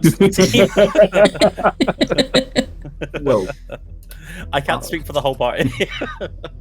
well, tell it that if we let it go, that it needs to leave and not come back, because then we will kill it. Yeah, and not hurt us at all. And also, like, pass that on to all of its little, like, red bird friends. That we're, you know, not harm. We just want To be left alone. and the bus. We really need that bus. Really need it. Maybe they could bring it out to us. Then we don't need to go inside the collection. Well, they've already said that they're not allowed in Mother's lair. Maybe Mother will bring it out to us. I mean, Yeah, I'm sure that's exactly That's- how this game is going to play out. yeah. The game Well, with that. I hate to sound really evil here, but we do have a hostage. Maybe Mother will give us what we want for this one. I'm sorry, you want to tell a Boy Scout that someone who's in love with animals that we're going to keep it Suggestion. hostage? It's just a suggestion. I'm not gonna hurt it. Just a suggestion. Hmm. Okay. While we're just here talking before we decide to do anything drastic, Benjamin, how about you ask it what it's called? Oh yeah, go there. Do you have a name? Does it have a name? How quickly can you Google dragon name? A name generator. A knock. Or knock. Okay. A knock. And what are they all called? Do they have a name? Please tell us all your siblings' names. Right No, now. I mean like this. All right. Samantha, That was- Clarence. That's Rockon, Gorkondor, Nasalath. Although, like, how many of them there are, that'd be useful as well. I don't think it has a concept of numbers in that way, so it cannot give you a number. We are family. Is probably all you can get from it.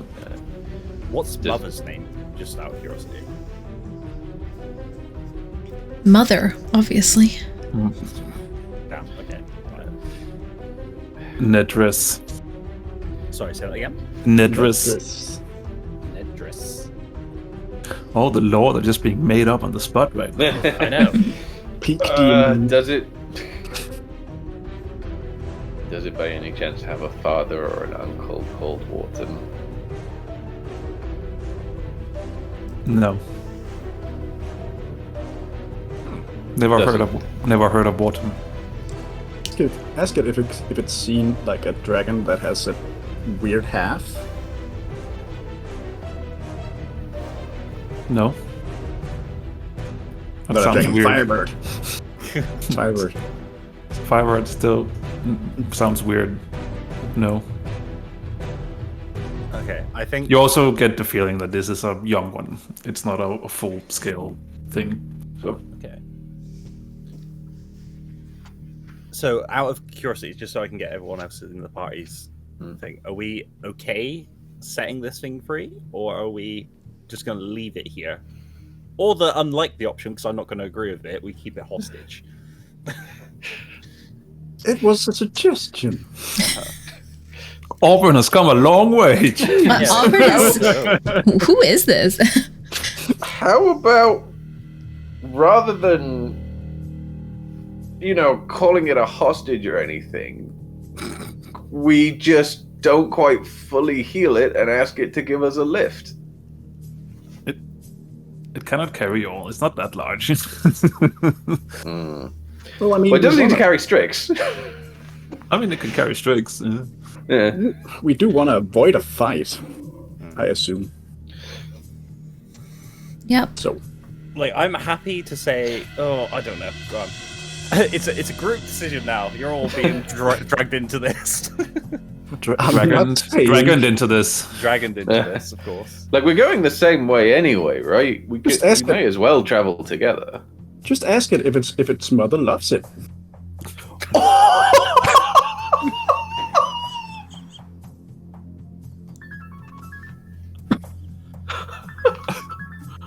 Go on, Benjamin, ask it. I get overwhelmed with feelings knowing that I was adopted. Great. Jeez. No, we're not asking that. Jesus Christ. I put my foot down on that one. Alright. I'm gonna say I didn't even write the name down. I'm gonna say to the dragon. Anok. Anok, thank you. I am going to say we're happy to set you free as long as you do not hurt us or harm us. Obviously, it seems like we have no leeway over Mother, but as long as you personally don't harm us, or if you see us getting harmed by any of your family, you ward them off.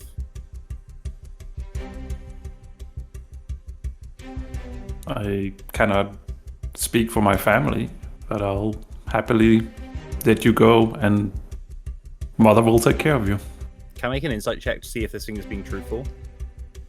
I mean, sure, you can try after speaking to a firebird that you've never seen or ever talked to before, but sure, I would give it a go. Do you want me to do it at disadvantage then? Or... Probably, yeah. Okay. Well, okay. It seems like I think he's telling the truth, guys! Let's let it go. it'll totally let you go. Okay. Alright, then that's all I need to know. Yes, trust the child. Okay, fine. I take out my axe and I start like cutting away at the vines, I guess. I can just... Alright. Or that, yeah, that works too. Well, guess I don't have a rope. Oh yeah, the rope as well. You didn't need Yeah, that. sorry. No. It's now 5 times 10 feet of hempen rope, yeah. Alright. It is getting up, shaking off whatever snow that was on it. I mean, this one, I mean, it is larger than a human size, like normal human size, but it's not like that much larger. But yeah, it's looking at you all, and then it is flapping its wing, going up into the air. Then it's leaving, but it's going up. It's not going towards the cave that it seemed like it was heading for. It's going in a different direction just to get out of there, and you lose track of it among the mountains eventually. So it seems like it's not doing you any harm, but yeah, it left. Well, that went well. I'm trying to draw more of it as it's flying off, just so I can take. But yeah. Let's hope our mercy doesn't get us killed. It will. Fine. Almost certainly guaranteed, but let's go towards Mother. What can go wrong there? Then let's agree on something before we go in. If the bigger one decides to go all out at us, do we kill it or do we let it live, knowing that it has children? I mean, Wow, Danny. I'm more than happy to try and let it live. Like, we've established a method of communication with them.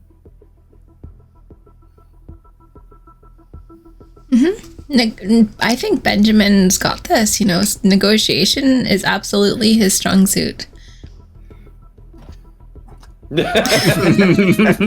Said no one ever.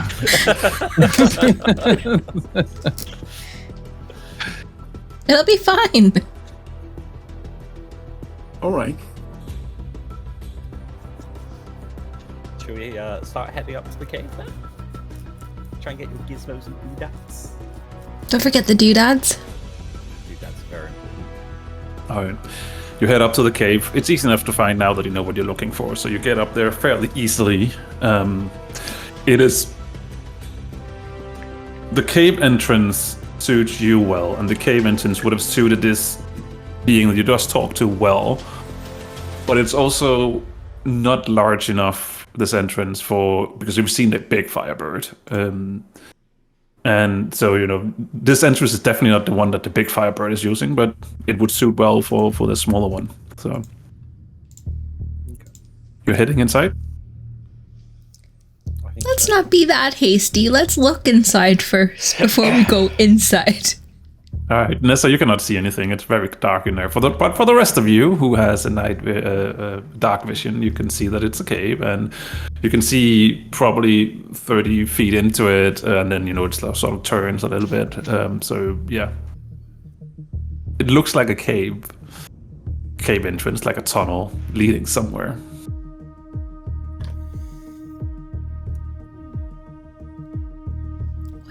What do you all see? It's a tunnel. Oh, There's nothing there.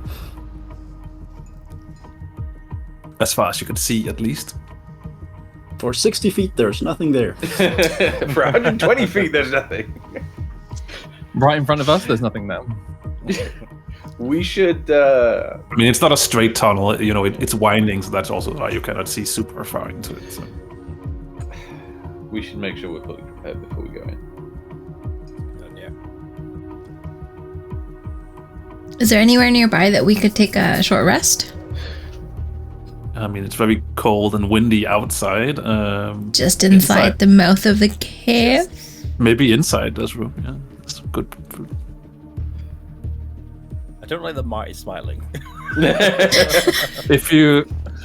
If you investigate the cave or the tunnel a little bit, you will notice that there is like a small, just a short side tunnel that's like a dead end. But you could totally rest up in there and not have too much, you know, issue with being discovered.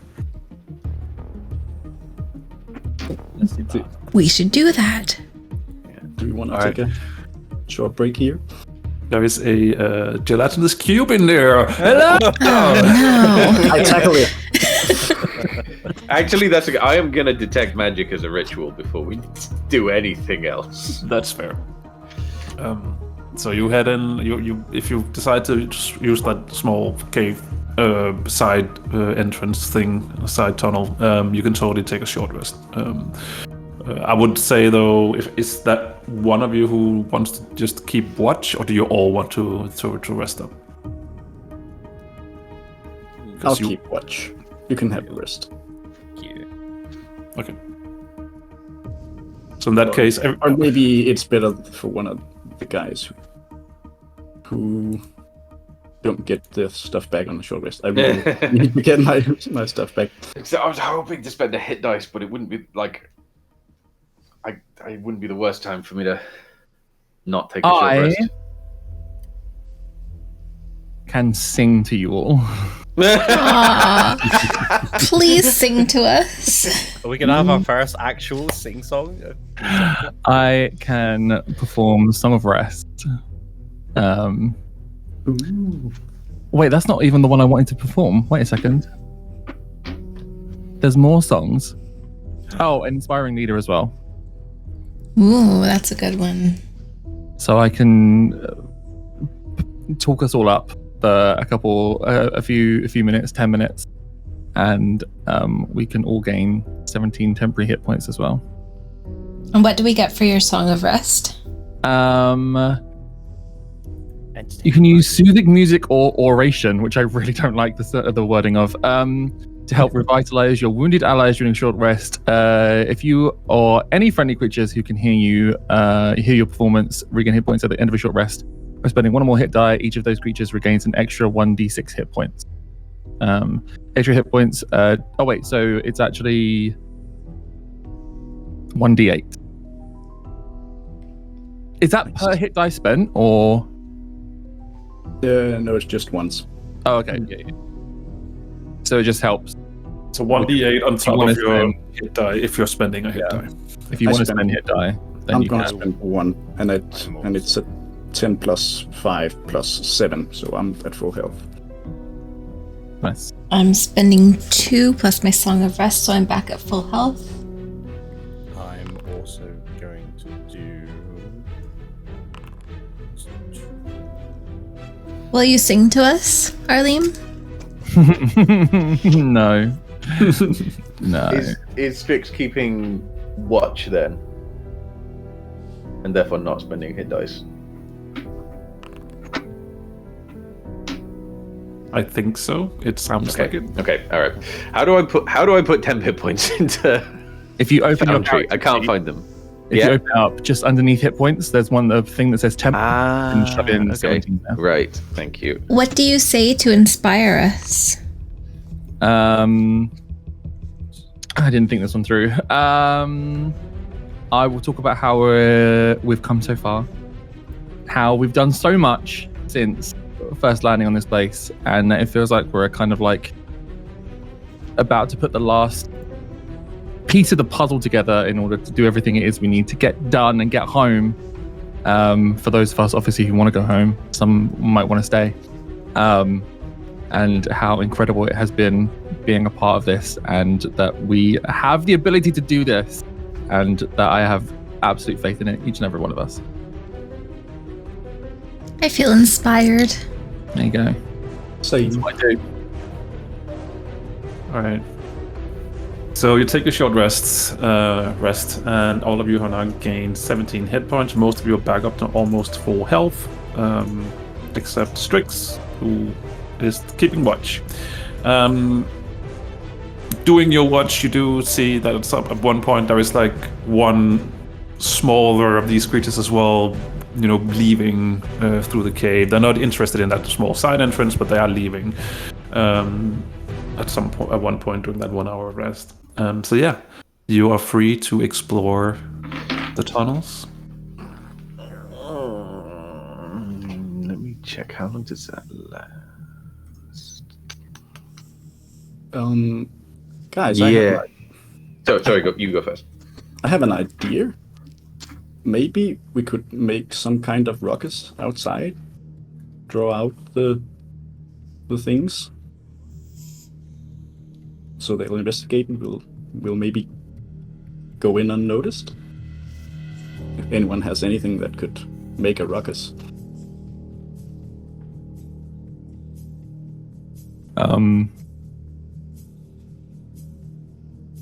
I can create illusions of sound, including screaming, shouting. I can probably make it sound like there's a fight going on outside. A firebird fight? If you want it to be like that, yeah, sure. I feel like I've heard enough of them and seen enough of them to be able to kind of mimic them in a sound illusion. It would make more sense for it to be creatures from this area than like humans or. For sure. If we're going to try and do that and then sneak past them, and we'd like to stay quiet, there's something I should probably do first.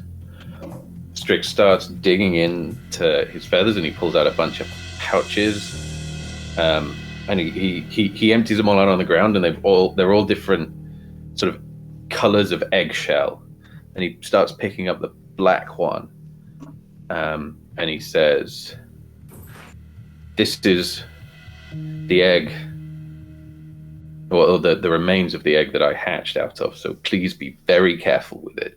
And he starts sort of placing little shreds of it on all of your heads, along with some other shells, and then he does some chanting, and then when they're done, they just sort of think, and all of you hear, "Is this thing on? Can you hear me?" You're next first, yes. Yes. Yeah. Cool. That is, I'll put it in chat so we can all see. Telepathic bond. Okay. Can we all like collectively speak to each other like this? Or is it just like Strix has one-way communication with all of us? No, we can all silently communicate Okay. with each other. All right. So, is Salim going to make a distraction outside? Yeah, I will. This is a cantrip, so I'm hoping you will artistically allow me to use it as much as I want to create. Absolutely. To create the sound of fighting, battling, something that would draw them out. If there was anyone inside. It's no problem casting the spell. It's a cantrip, as you said, but I would like you to make a deception check because you're trying Ooh, okay. to get them outside. 26. All right. In that case, then I'll roll another die. I only rolled one to begin with. So, sure, you're doing that while you're staying perfectly still and huddled up inside this entrance. And you start hearing movement. And if one of you is peeking around the corner of this small side entrance that you're inside, you first see 4 bodies, moving out really quickly. And then you wait a long while, and you're actually about to start moving again, and then Alim, you notice the movement again, so you're sort of like holding everyone back, and 2 more bodies are moving past in the side tunnel, so 6 bodies left, and then it quiets down inside the cave. You obviously don't know what they're doing outside, but it seems like 6 bodies left the cave, these tunnels, and. What are they? Sorry, what just ran out past us? They looked similar to the one that you basically almost killed. So similar size.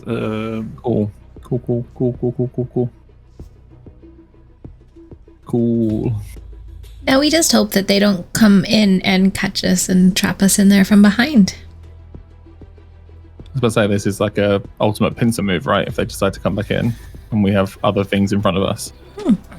I leave Sable on a wall near the entrance. Okay. How long can you communicate with her? Because it's only within a certain distance, right? Can I have the telepathic bond on her as well? It's up to 8 creatures. Okay, sure. I'll allow it. So you start moving in? I guess so. What are you doing, Neza? Because you're blinded, so you're being... Who's holding my hand? Yeah. Yeah. There we go. Right.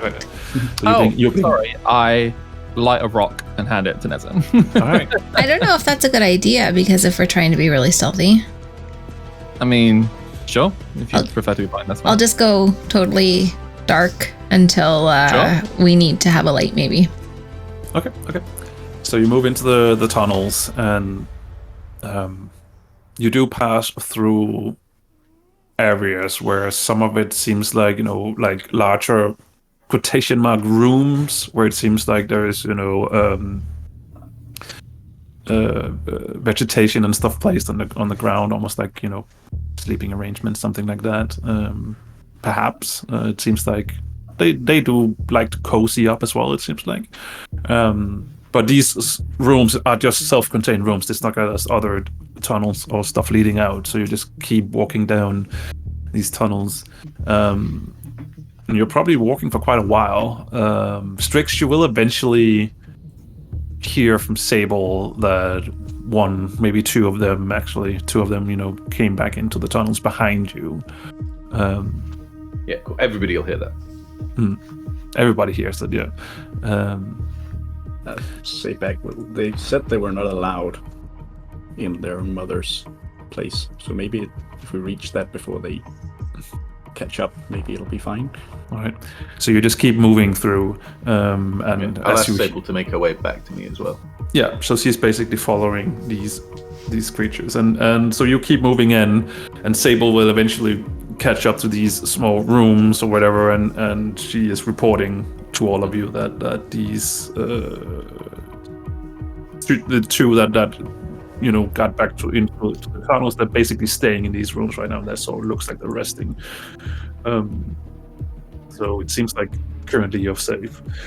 You're moving in further in, and you continue for a while longer. So you probably I don't know. You probably just keep going inwards towards these tunnels for probably 45 minutes, close to an hour maybe. It seems like you're deep into the mountain at this point. And there is various other, these types of rooms. There's also eventually you actually do get to like a place where the tunnel sort of splits up into two different directions. I'm not making this decision this time. Marty, can I tell from tracks on the ground that maybe these young firebirds don't go to one side? Or Sure. They all go You to can do an investigation check, and we'll have a look. Isn't it survival? Or survival, sure. You can use survival. 12. 12. I mean, if you were to, it seems like the left tunnel is used more than the right one. The right one doesn't seem that traveled. There is some tracks that goes back that goes that way, but it seems like the young ones take the other one more. So it seems like if we're going to where the mother is, maybe we take this one that's less traveled. It seems like they won't go that way. I mean, that sounds as good as reason as any other, I suppose. Or it could be a dead end, but I guess we'll find out. So There's only one way of finding out.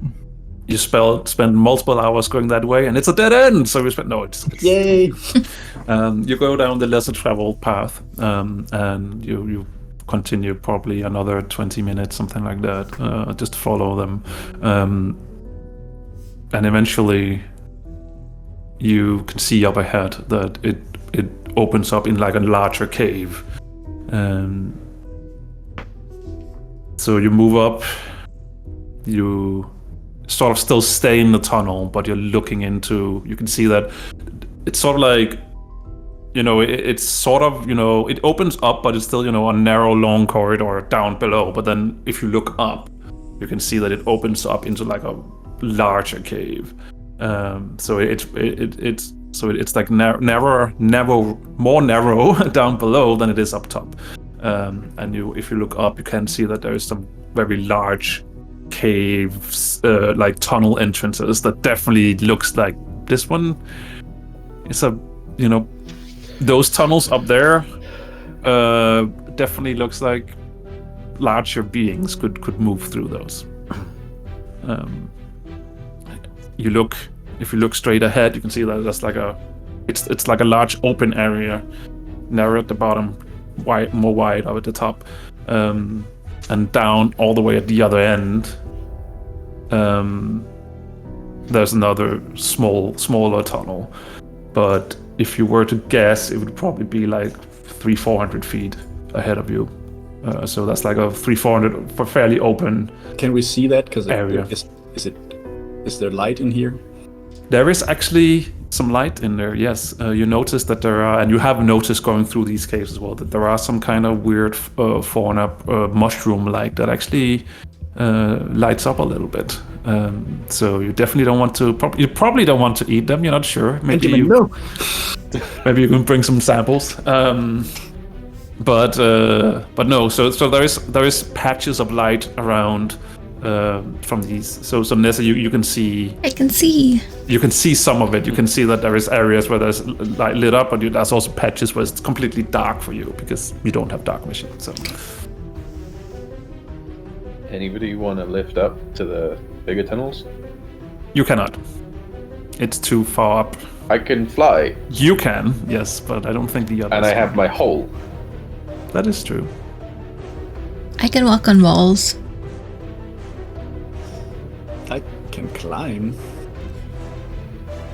I can shapeshift into something that can go, but it's quite a high level spell. Yeah, I can give you a lift. That would be As- preferable. As you're talking, there is actually a very large one, very large firebird flying out of one of the tunnels. And I mean, it's not noticing, it's not looking down at you, but it's flying, out of one of the huge tunnels and into a different one that is probably somewhere above you. This is the first time I'm seeing that thing. So It's large. So immediately Auburn just goes, oh! It has like a huge wingspan as it's flying through. Okay, do we see anything that looks like a minibus? Nope. Oh. Okay. That would have been really easy. Got it, guys, let's go. Sorry. If you want to have like sort of like an idea of what you're looking at, then we can go to maps. Yay. Please.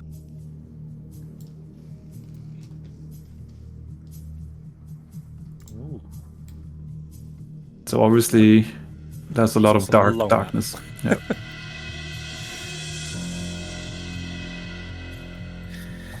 Ooh. Cool.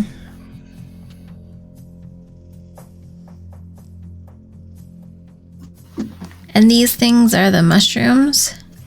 Those lightning patches where you can actually see, that is mushrooms lighting up the area. Okay. Which is also why further down the map, can see some stuff down there because there's some light coming from down there. Okay. Yeah. So I say we go where that one just came from rather than following it. It's as good a choice as any. So you want to do what? Sorry. I'd like to take anybody that can't climb or fly or run up walls into my hole and just fly them up to the entrance that dragon came out of, or at least that's what I'm suggesting we do. Okay. I shall climb into the hole. I shall also climb into the hole. Cool. So you want to fly, you're right, with people in your hole from here where you are now, all the way over here, but higher up to the large cave. Is that what I'm hearing? Yeah, sure. Okay. In that case, Who's left on the... yeah, who's left Neza? down? Who's Yeah. in the hole? Who's in the hole? I'm in the Arlene hole. and Ben. So Alim Anybody else is welcome to get and in. Ben. Can you stop inviting people to your hole? I mean, it would be easier if we all just got in the hole.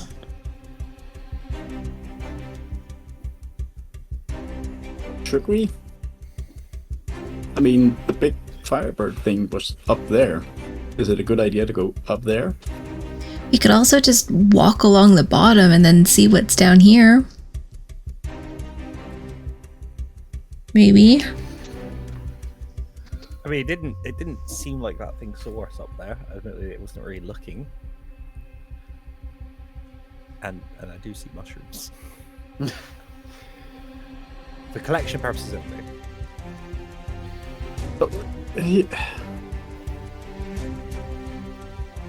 No, never mind. Come on, speak your mind over. No, it's attunement. I was gonna lend out my cloak of elvenkind, but it needs to be attuned.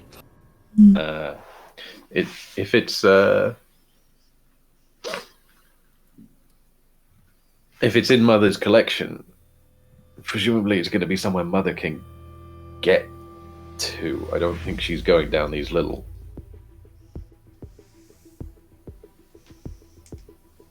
caverns. Reminder, there was a larger opening on the other end, right?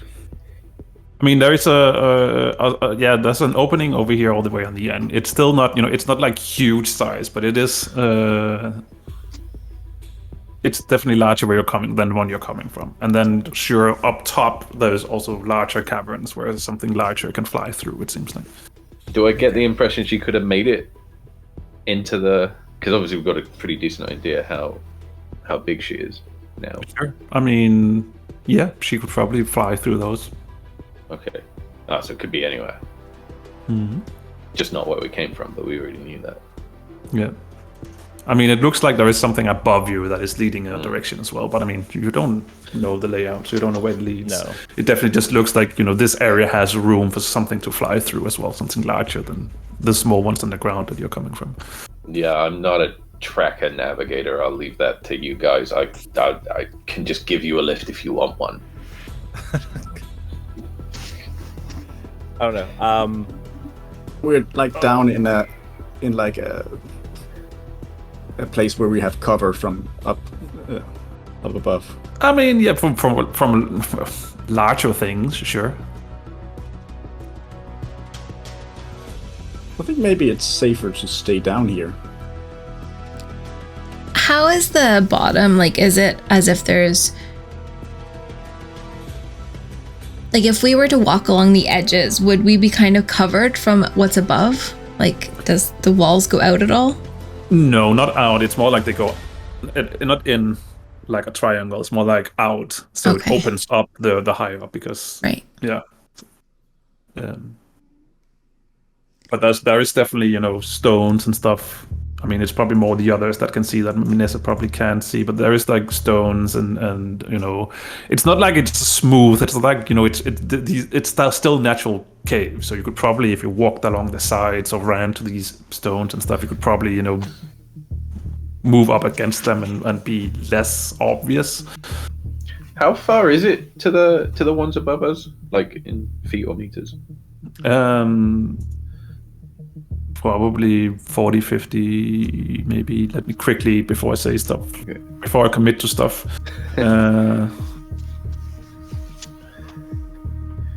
Yeah, so the higher up tunnels are probably somewhere between 30 and 40 feet up. Okay, so not too... I'm just gonna just fly up very quietly and just take a quick look in case the bus is like just right there. So Fair. What are the odds? So you fly out of this little entrance and then you fly up, and you don't get super far up, and then you notice on the wall, like right above you, there's a creature hanging onto the wall, facing downwards, looking at you as you're exiting. And I think that means that I shouldn't make you invisible. It means that I should probably add initiative. Wait. Not again. So, like, whichever way we decided to go, as soon as we took a step, we were going to be in combat. Cool. Booby trap. Cool. Right. Good thing we weren't all in the hole. Yeah. So, We should have known all these layers are monitored. so I'll put you like 15 feet up in the air, and it's probably sitting 20 feet. So it's a little bit above you, looking down at you. Oh, good thing I took a short rest and got my hit points back.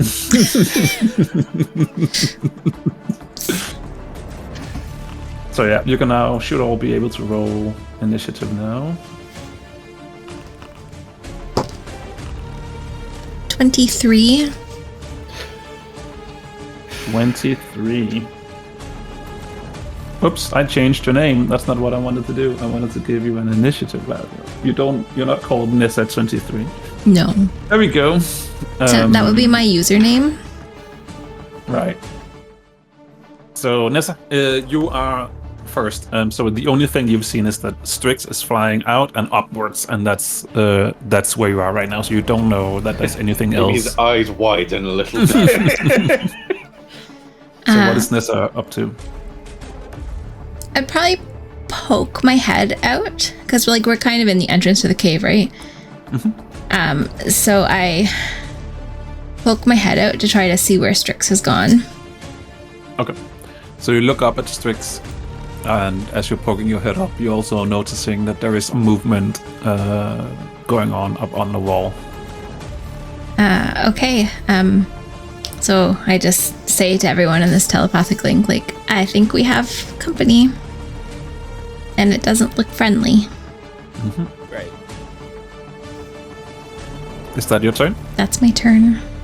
All right, Strix. You are on your way upwards when you see this creature. It looks like these other firebirds, except it's not a bird. It doesn't have wings, but it's scaly and looks similar to it, but without wings. So, Like mother or some other very large firebird it's just probably passed overhead. overhead. There's nothing overhead. That's just No, but like she's not far away. You don't know. Let me get a memory, like history, just to see how well do you remember this thing.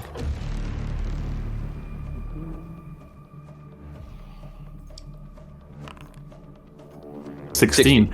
All right, so the larger one that flew overhead was not as large as mother, but was still larger than the ones that you have encountered. So, But it's that there is a large one somewhere that that just hasn't flew past. noticed us yet, but is very close.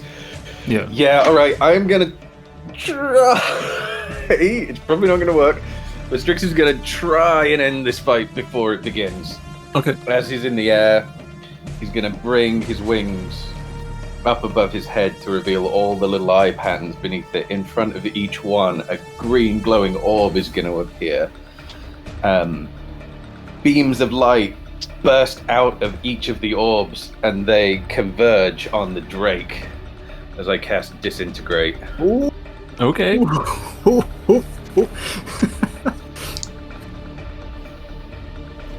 He needs to make a dex save.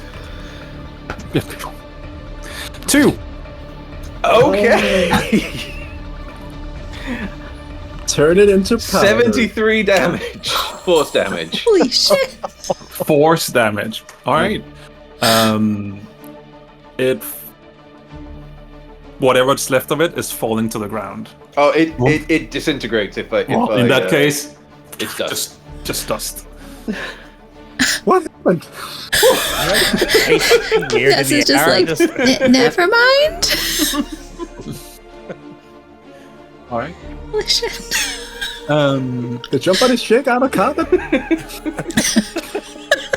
So. All right. So, what are the rest of you doing with the rest of this round? Like Ben, Alim, Auburn. I didn't even know there was anything there. Well, obviously Neza just said, but yeah, I think I'm just gonna like ready myself for my axe. So as soon as we step out, there's gonna be like a fight about to happen. So you're running out of the cave. I'm not running out, no, but I'm Moving out, readied. yeah, just in case. Okay. Alim, what are you doing? Something similar. I'll probably work up my way a little bit into the cave. Yeah. Okay. And probably look around to see if I can see anything else. Yes, Specifically. Auburn. Auburn, you also moving out? Yeah, I'm gonna.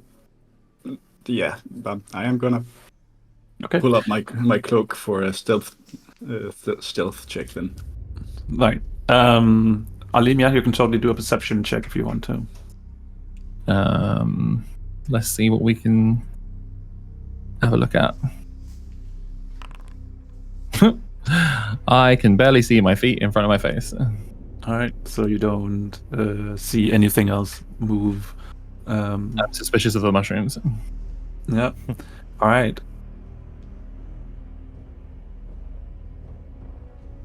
Let me do something real quick, because now it's a new round.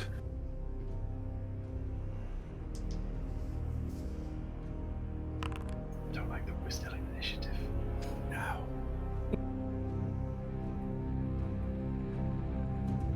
This is very tense. All right. There is smaller tunnels up in the air as well, on the side, now that you're getting out and you can get a better look of it. And as this one is being disintegrated right in front of you, there is above you, probably 30 feet up, a tunnel where this one is coming out of. Doesn't seem like it's completely noticed you as well, because it is on exiting this tunnel currently.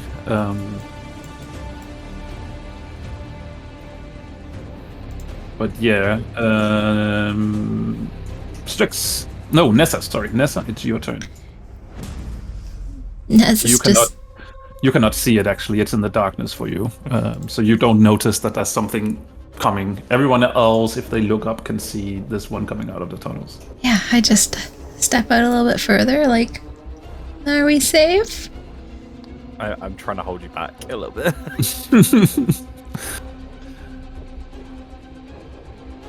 All right, Strix. Trying to stay very still and very quiet, and telling everybody else to do that with the telepathic bond. It's a T-Rex. All right.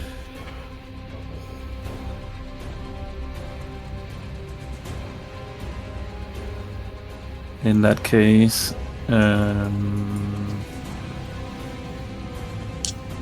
this one is turning and flying this direction. Can I get you to roll a stealth check from where you all are?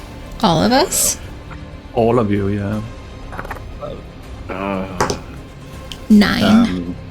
Oh my god, 19. Yeah. 17. 10?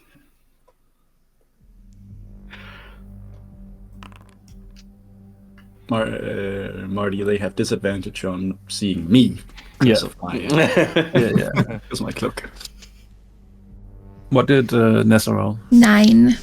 9. Okay.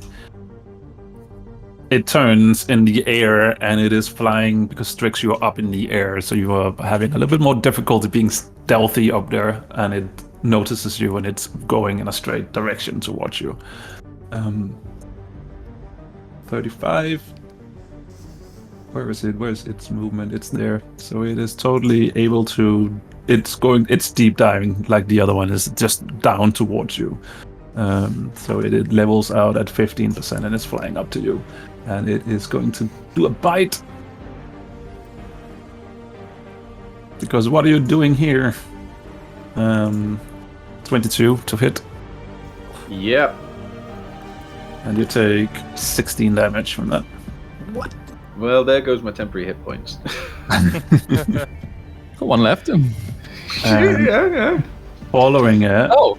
is another There it is. one. Oh. Let me see. It obviously knows that Strix is there. I will quickly just perceive.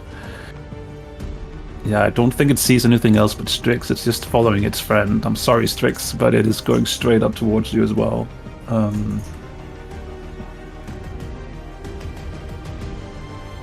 So it is flying over here. And bite.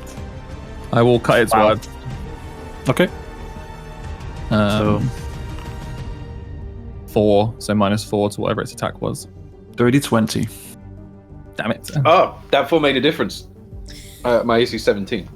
Yeah, it ended on a dirty friend 20. Oh, it ended on a fucking 24, yeah. So 14 damage, as you just see how these two drakes above you, or firebirds, sorry, is just, swarming Strix and biting at him, at them. And yeah, I think I closed down this tab that was not supposed to close down. So there we go. Ben, your turn. Alim, you're on deck. Okay, I see that Strix is getting attacked, so I'm going to use. Just sacrifice him and run. No, not at all. I'm going to use Mind Spike on one of these, probably the one closest to me. Okay.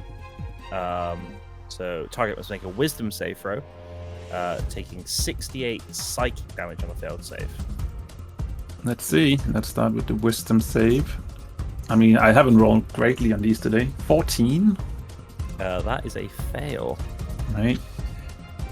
So let's try to find Mind Spike. There it is. 21 psychic damage. 21 psychic damage. All right.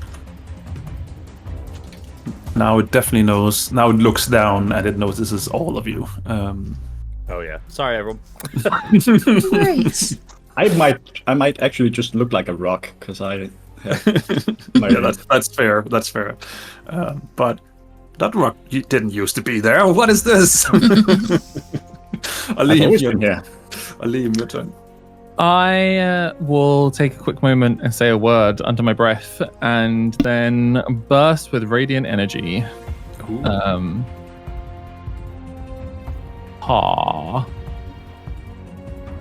So those two have to make DC Constitution 14 Constitution saving throws. Right. 7 and 20. So the bottom one fails, the top one saves. Okay, they will take. You kidding me? 5 damage. Both of them? Or No, only the one that failed. yeah, that's fine. Okay. 5 damage. There we go. Right. Is that Aleem? That is me. Yes. Auburn. How do I remove that thing? Oh, there. Thanks. Auburn, your turn. All right. Well, I'm just gonna shoot him. I'll shoot the one right here in front of Bricks. So it sees me, right? I don't have advantage. I mean, it hasn't seen you yet. As you said, that it has disadvantage, but it definitely sees the other ones. So, All right. So I get advantage on the first one. sure. Yay! Then I'm gonna make it sharpshooter. Good. That's going to be 21 to hit. That hits. I'm gonna reroll that because that was a 1. Slightly better. So it takes 19 piercing damage. 19 piercing. Yep. And what the hell, I'll make the second one a sharpshooter as well. Do it. Yay! 22 to hit. Hits. It takes maximum damage, which is 23. Perfect. Okay. And third attack, also sharpshooter. That is 23 to hit. Hits. It takes 20 piercing damage. Explain to me how it looks like when it falls to the ground. It's just peppered with 3 arrows straight through the chest. Okay. And it is falling to the ground right in front of you all, and it is dead. Boop. Fell to the ground. All right. Neza. Okay. So Neza sees this one fall to the ground. And she is. So there. The other one is what, 15 feet in the air? 30 feet in the air? I guess it would have leveled down to Strix's level. Yeah, so 15 feet in the air, yeah. Okay. I'm going to describe what I would like to do, and then you can tell me if it's possible and what I need to roll for it. Okay. I would like to run up the wall, push myself off, and land on it. Nice. Okay. I mean, I don't think it's a problem running up the wall, right? You don't need to make a roll for that normally, right? No. So you can do that. You sprint to the wall, up the wall, and then you jump. But you still need to grab onto it. So I would say I probably would need an acrobatics check for that, or athletics, you can decide. 24 acrobatics. You do that. You are now sitting on top of the drake. I'll just move you up here, but yeah, you are now sitting on the drake. Perfect. Well, I would like to be standing on it. Is that a thing? Sure. Okay. Why not? Then now I'm going to hit it with my quarterstaff. Okay. 11. You do hit it, but it has scales, and that is like a natural armor for it. So it doesn't seem like it does from up here. It doesn't seem like you hit anything vital, so it takes no damage. Okay, I'll do it again with 23 to hit. You do find like a soft spot, probably near the shoulder and the wing. So you do some damage on that one. 10. 10 damage. All right. It is roaring in agony as you're hitting it. And I would also like to do a what is it called? Stunning strike. So that's when I hit with a melee weapon, which I did. It needs to do a Constitution saving throw or be stunned. Okay. And it's a save of 15. DC 15. I mean, do we even have to roll saves today? It is stunned. Okay, it's stunned. Mm-hmm. I'll just give it stunned. Where is stunned? Stunned. There it is. Boop. And I mean, All I right. don't know how flying creatures work, but do they fall out of the sky when they're stunned? I mean, yes. And then That is take totally damage what- when they hit the ground? That is probably most likely totally what's going to happen. Yeah. Strix, what are you doing while all this is happening? Let's see. Yeah, I'm gonna just sort of place a claw on the side of its face as it's coming to bite me and pass an electric current through it for Okay. a shocking grasp. Okay, That is a 27 to hit, that hits. 15 lightning damage. 15 lightning damage. And then So how does this I- work? Will Nessa, because she's standing on the creature, also take electricity damage? Like half damage or I something don't like that? think so. No. I think so. That's what I think happened. That's what I decided. So Nessa, you take 7 damage from that Stretch! lightning damage. I'm also going to back off. So wait. I need to look up stunned. It can't take reactions if I hit it with. It's incapacitated. Yeah, I just want to see.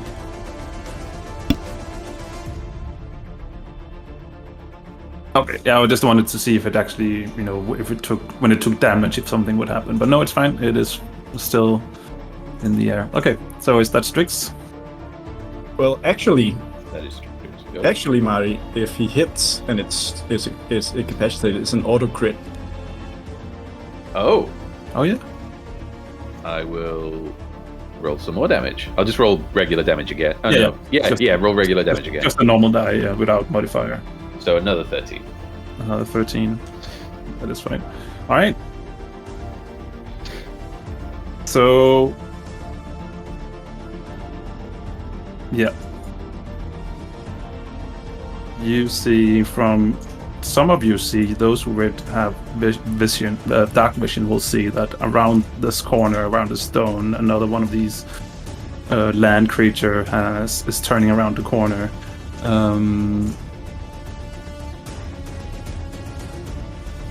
I can't see that far. I this can't is see wrong. anything either. This is the wrong one. So you probably can't see it yet then, if you cannot see it. But you will Thanks for the see heads it. up. You will see it when it moves up here. Boop. And then it's dashing. So now it's up here. And there is indeed 2 of them moving up. Oops.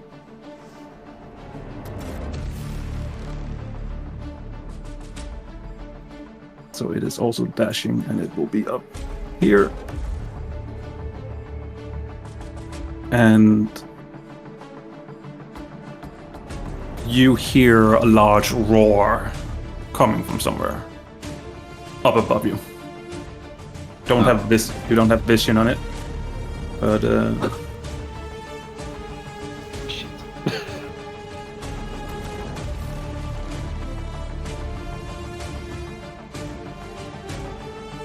all right. So that is like the small ones. Then it's the larger one. It is now falling to the ground. So it's falling down, and it is on the ground, and it takes 9 fall damage. Nessa, you're on top of it. You're now down on the ground as well. How does it get out of stun? Is it just until the end of your turn, or how does it work? End of its next turn. Okay, The end So of it's my next turn. right. Yeah. Right. There you go. Then it is Ben.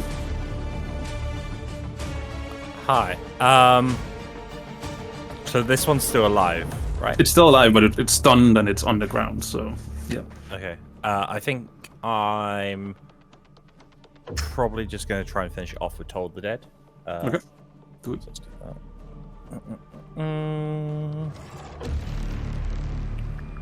that. Yeah, so if you make a wisdom save for me. Wisdom save? I mean, can it? Oh, Strength and Dex, it will automatically fail. Yeah, so it can still do a wisdom. But I mean, why do I even fucking roll for saves? Jesus, yeah, it fails. Perfect. Okay. 12 necrotic damage. 12 necrotic damage. It's still alive. Oh, wait, no, but that's not right. Should be doing D12s. Yeah, it should be doing D12s. I'll just reroll Toll the that. Dead is really buggy in Foundry. 3d12 instead. There you go. Hey, 32. All right. It is not. It is just. It's not even breathing anymore. It's dead. Yeah. Okay.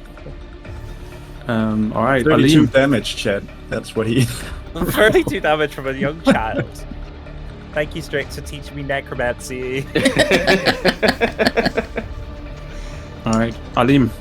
You have definitely noticed that two creatures are running up towards you. Yeah, I don't like that.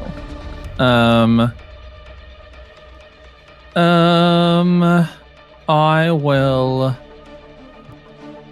do another word of radiant in that area. Okay. So Constitution saving throw. Why do I roll? Why do I roll twice? Yeah, they fail. 10. 10 each. That is 20 damage in total. Because I know math. It's good math. Well done. And that's my turn. All right, Auburn. I am going to shoot the closest one. Mm-hmm. Sharpshooter. Oh, I rolled with advantage. I shouldn't have done that. I'll just reroll. Cheetah. It was worse, so it's only going to be 9. No, I don't think that hits. It doesn't hit. No. So see, it karma'd out. Second attack. I'm looking forward to all those saves that I will do later today. You know what? I'm not gonna sharpshooter the last one. Okay. Pretty good. And now It's, crits. It's 20. That hits. I'll reroll that. That's a 1. It's still a 1. So it takes 7. No, 7 damage. Sorry. No. 6 damage. Oh, it heals 1 then. Okay. That's up. Right, Neza, you are now underground. You're standing on top of this majestic beast that you just. Oops. You're actually standing there. So you could just see that Auburn is shooting into the darkness.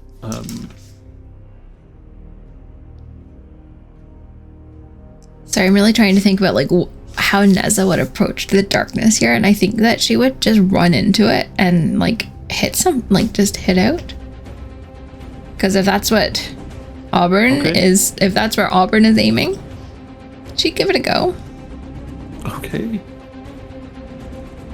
Would she? I think she would.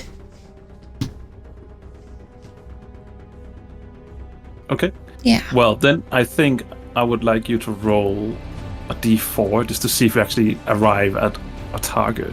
So 1, 2, you don't. 3, 4, you do. 1. So you're running into the darkness and you take a few steps into it, and then you're sort of like, I cannot see anything because it's just dark. Yep. Now what? She's still gonna try to hit something. All right. Then roll a d6. 1, 2, you hit the top one. 3, 4, you hit the bottom one. 5, 2. 6, you don't hit.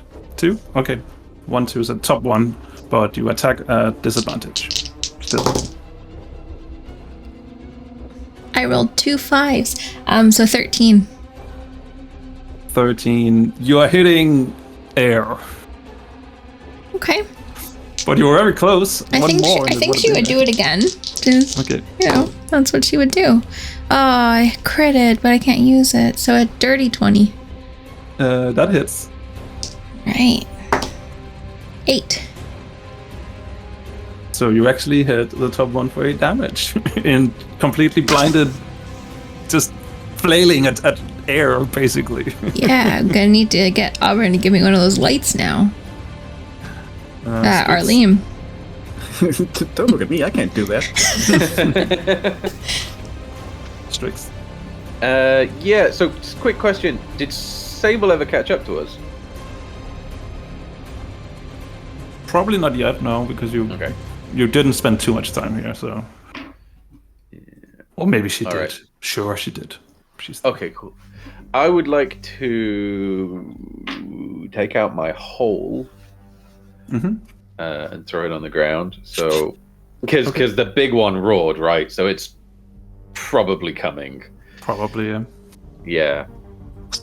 So I'd like to roll in on my undead next round. Right. And then as for what Strix is gonna do, he'll leave Sable with the hole. I think fly back behind the group. And yeah, he's gonna toll the dead on the one that Nessa just hit. Okay. So that's a wisdom saving throw. Wisdom saving throw. 20! Okay. I don't even... Whatever.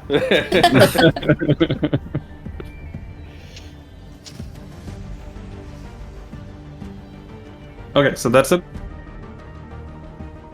Yeah, that's 6 to 10. So you're down at ground level behind your friends, is that... No, I'll stay up 15 feet, but behind everybody. Okay. Well, then you would technically be in the wall, wouldn't you? I don't know. If I can't, then I will get down to ground level. Yeah, I think you would need to get down because it's a small opening. Okay, in that case, so that one in front of you, it's just jumping, that you cannot see, it's just jumping up and trying to bite you. Let's see. Bite and tail. So it's going to try and bite you and then tail you afterwards. But you don't know that. Don't know that. I think the bite misses. I think it got so confused when you actually hit it. 15? Nope. Nope. So it is a little bit disorientated by you just running in and beating up on it.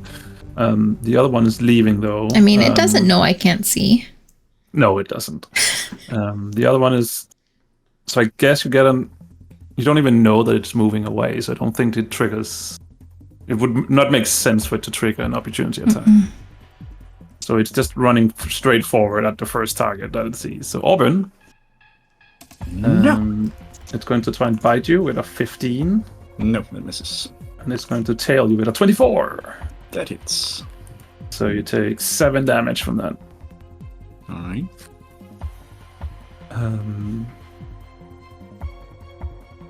That's their turn.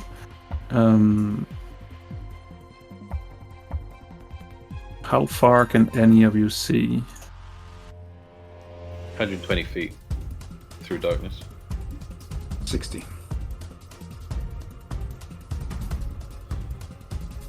Why do I keep picking the wrong run? This is so annoying.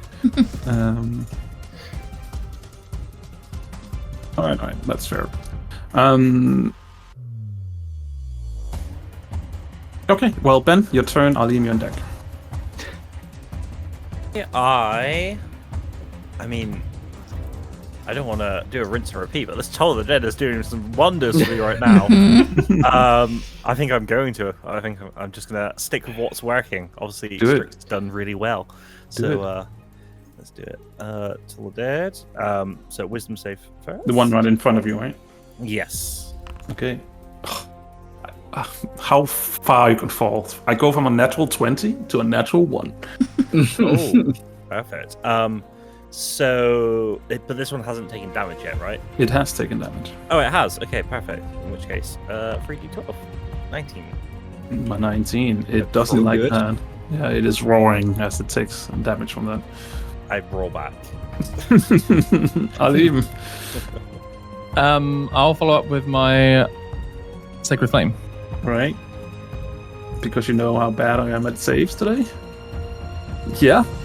Do damage. 13. Yeah, takes more damage. I think I need to reload this page real quick. I need to do some better rolls. Auburn, what are you doing? You have a dragonless firebird running for a wingless dragonbird firebird. Now I'm so confused. All It's right. trying to bite you. It's right in front of you. What are you doing? So I put away my bow and I take out one of my swords because I can only take out one. And I just start stabbing it. Okay. And that is 26. It hits a little bit. Hey, it takes 11 piercing damage. 11 piercing damage. Yeah, that's fine. I hit it again. That's the same. 20, 27.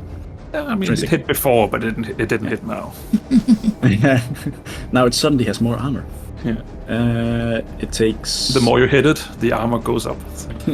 Damn. 8 piercing damage. Alright, it's looking badly hurt, and it's standing there in front of you. It's just going to be 12 on the last attack. Misses. Alright. That's my turn. Alright. That is the end of round 4, and we go into round 5. And as we do that, in the hole above you, or the tunnel above you, you can see that something large, whoever's looking up can see something large landing, and you can see a huge head sticking out and looking down on you. And you can also hear movement behind you, coming from the tunnel behind you.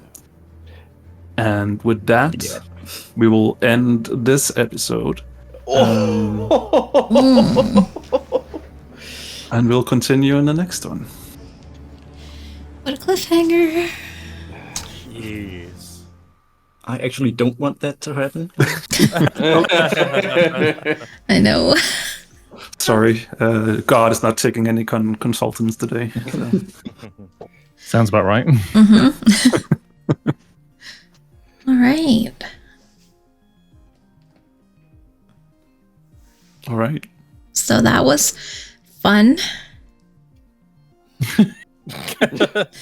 Bravo. Great parts. Oh, we got into combat. I love it. Oh, Okay.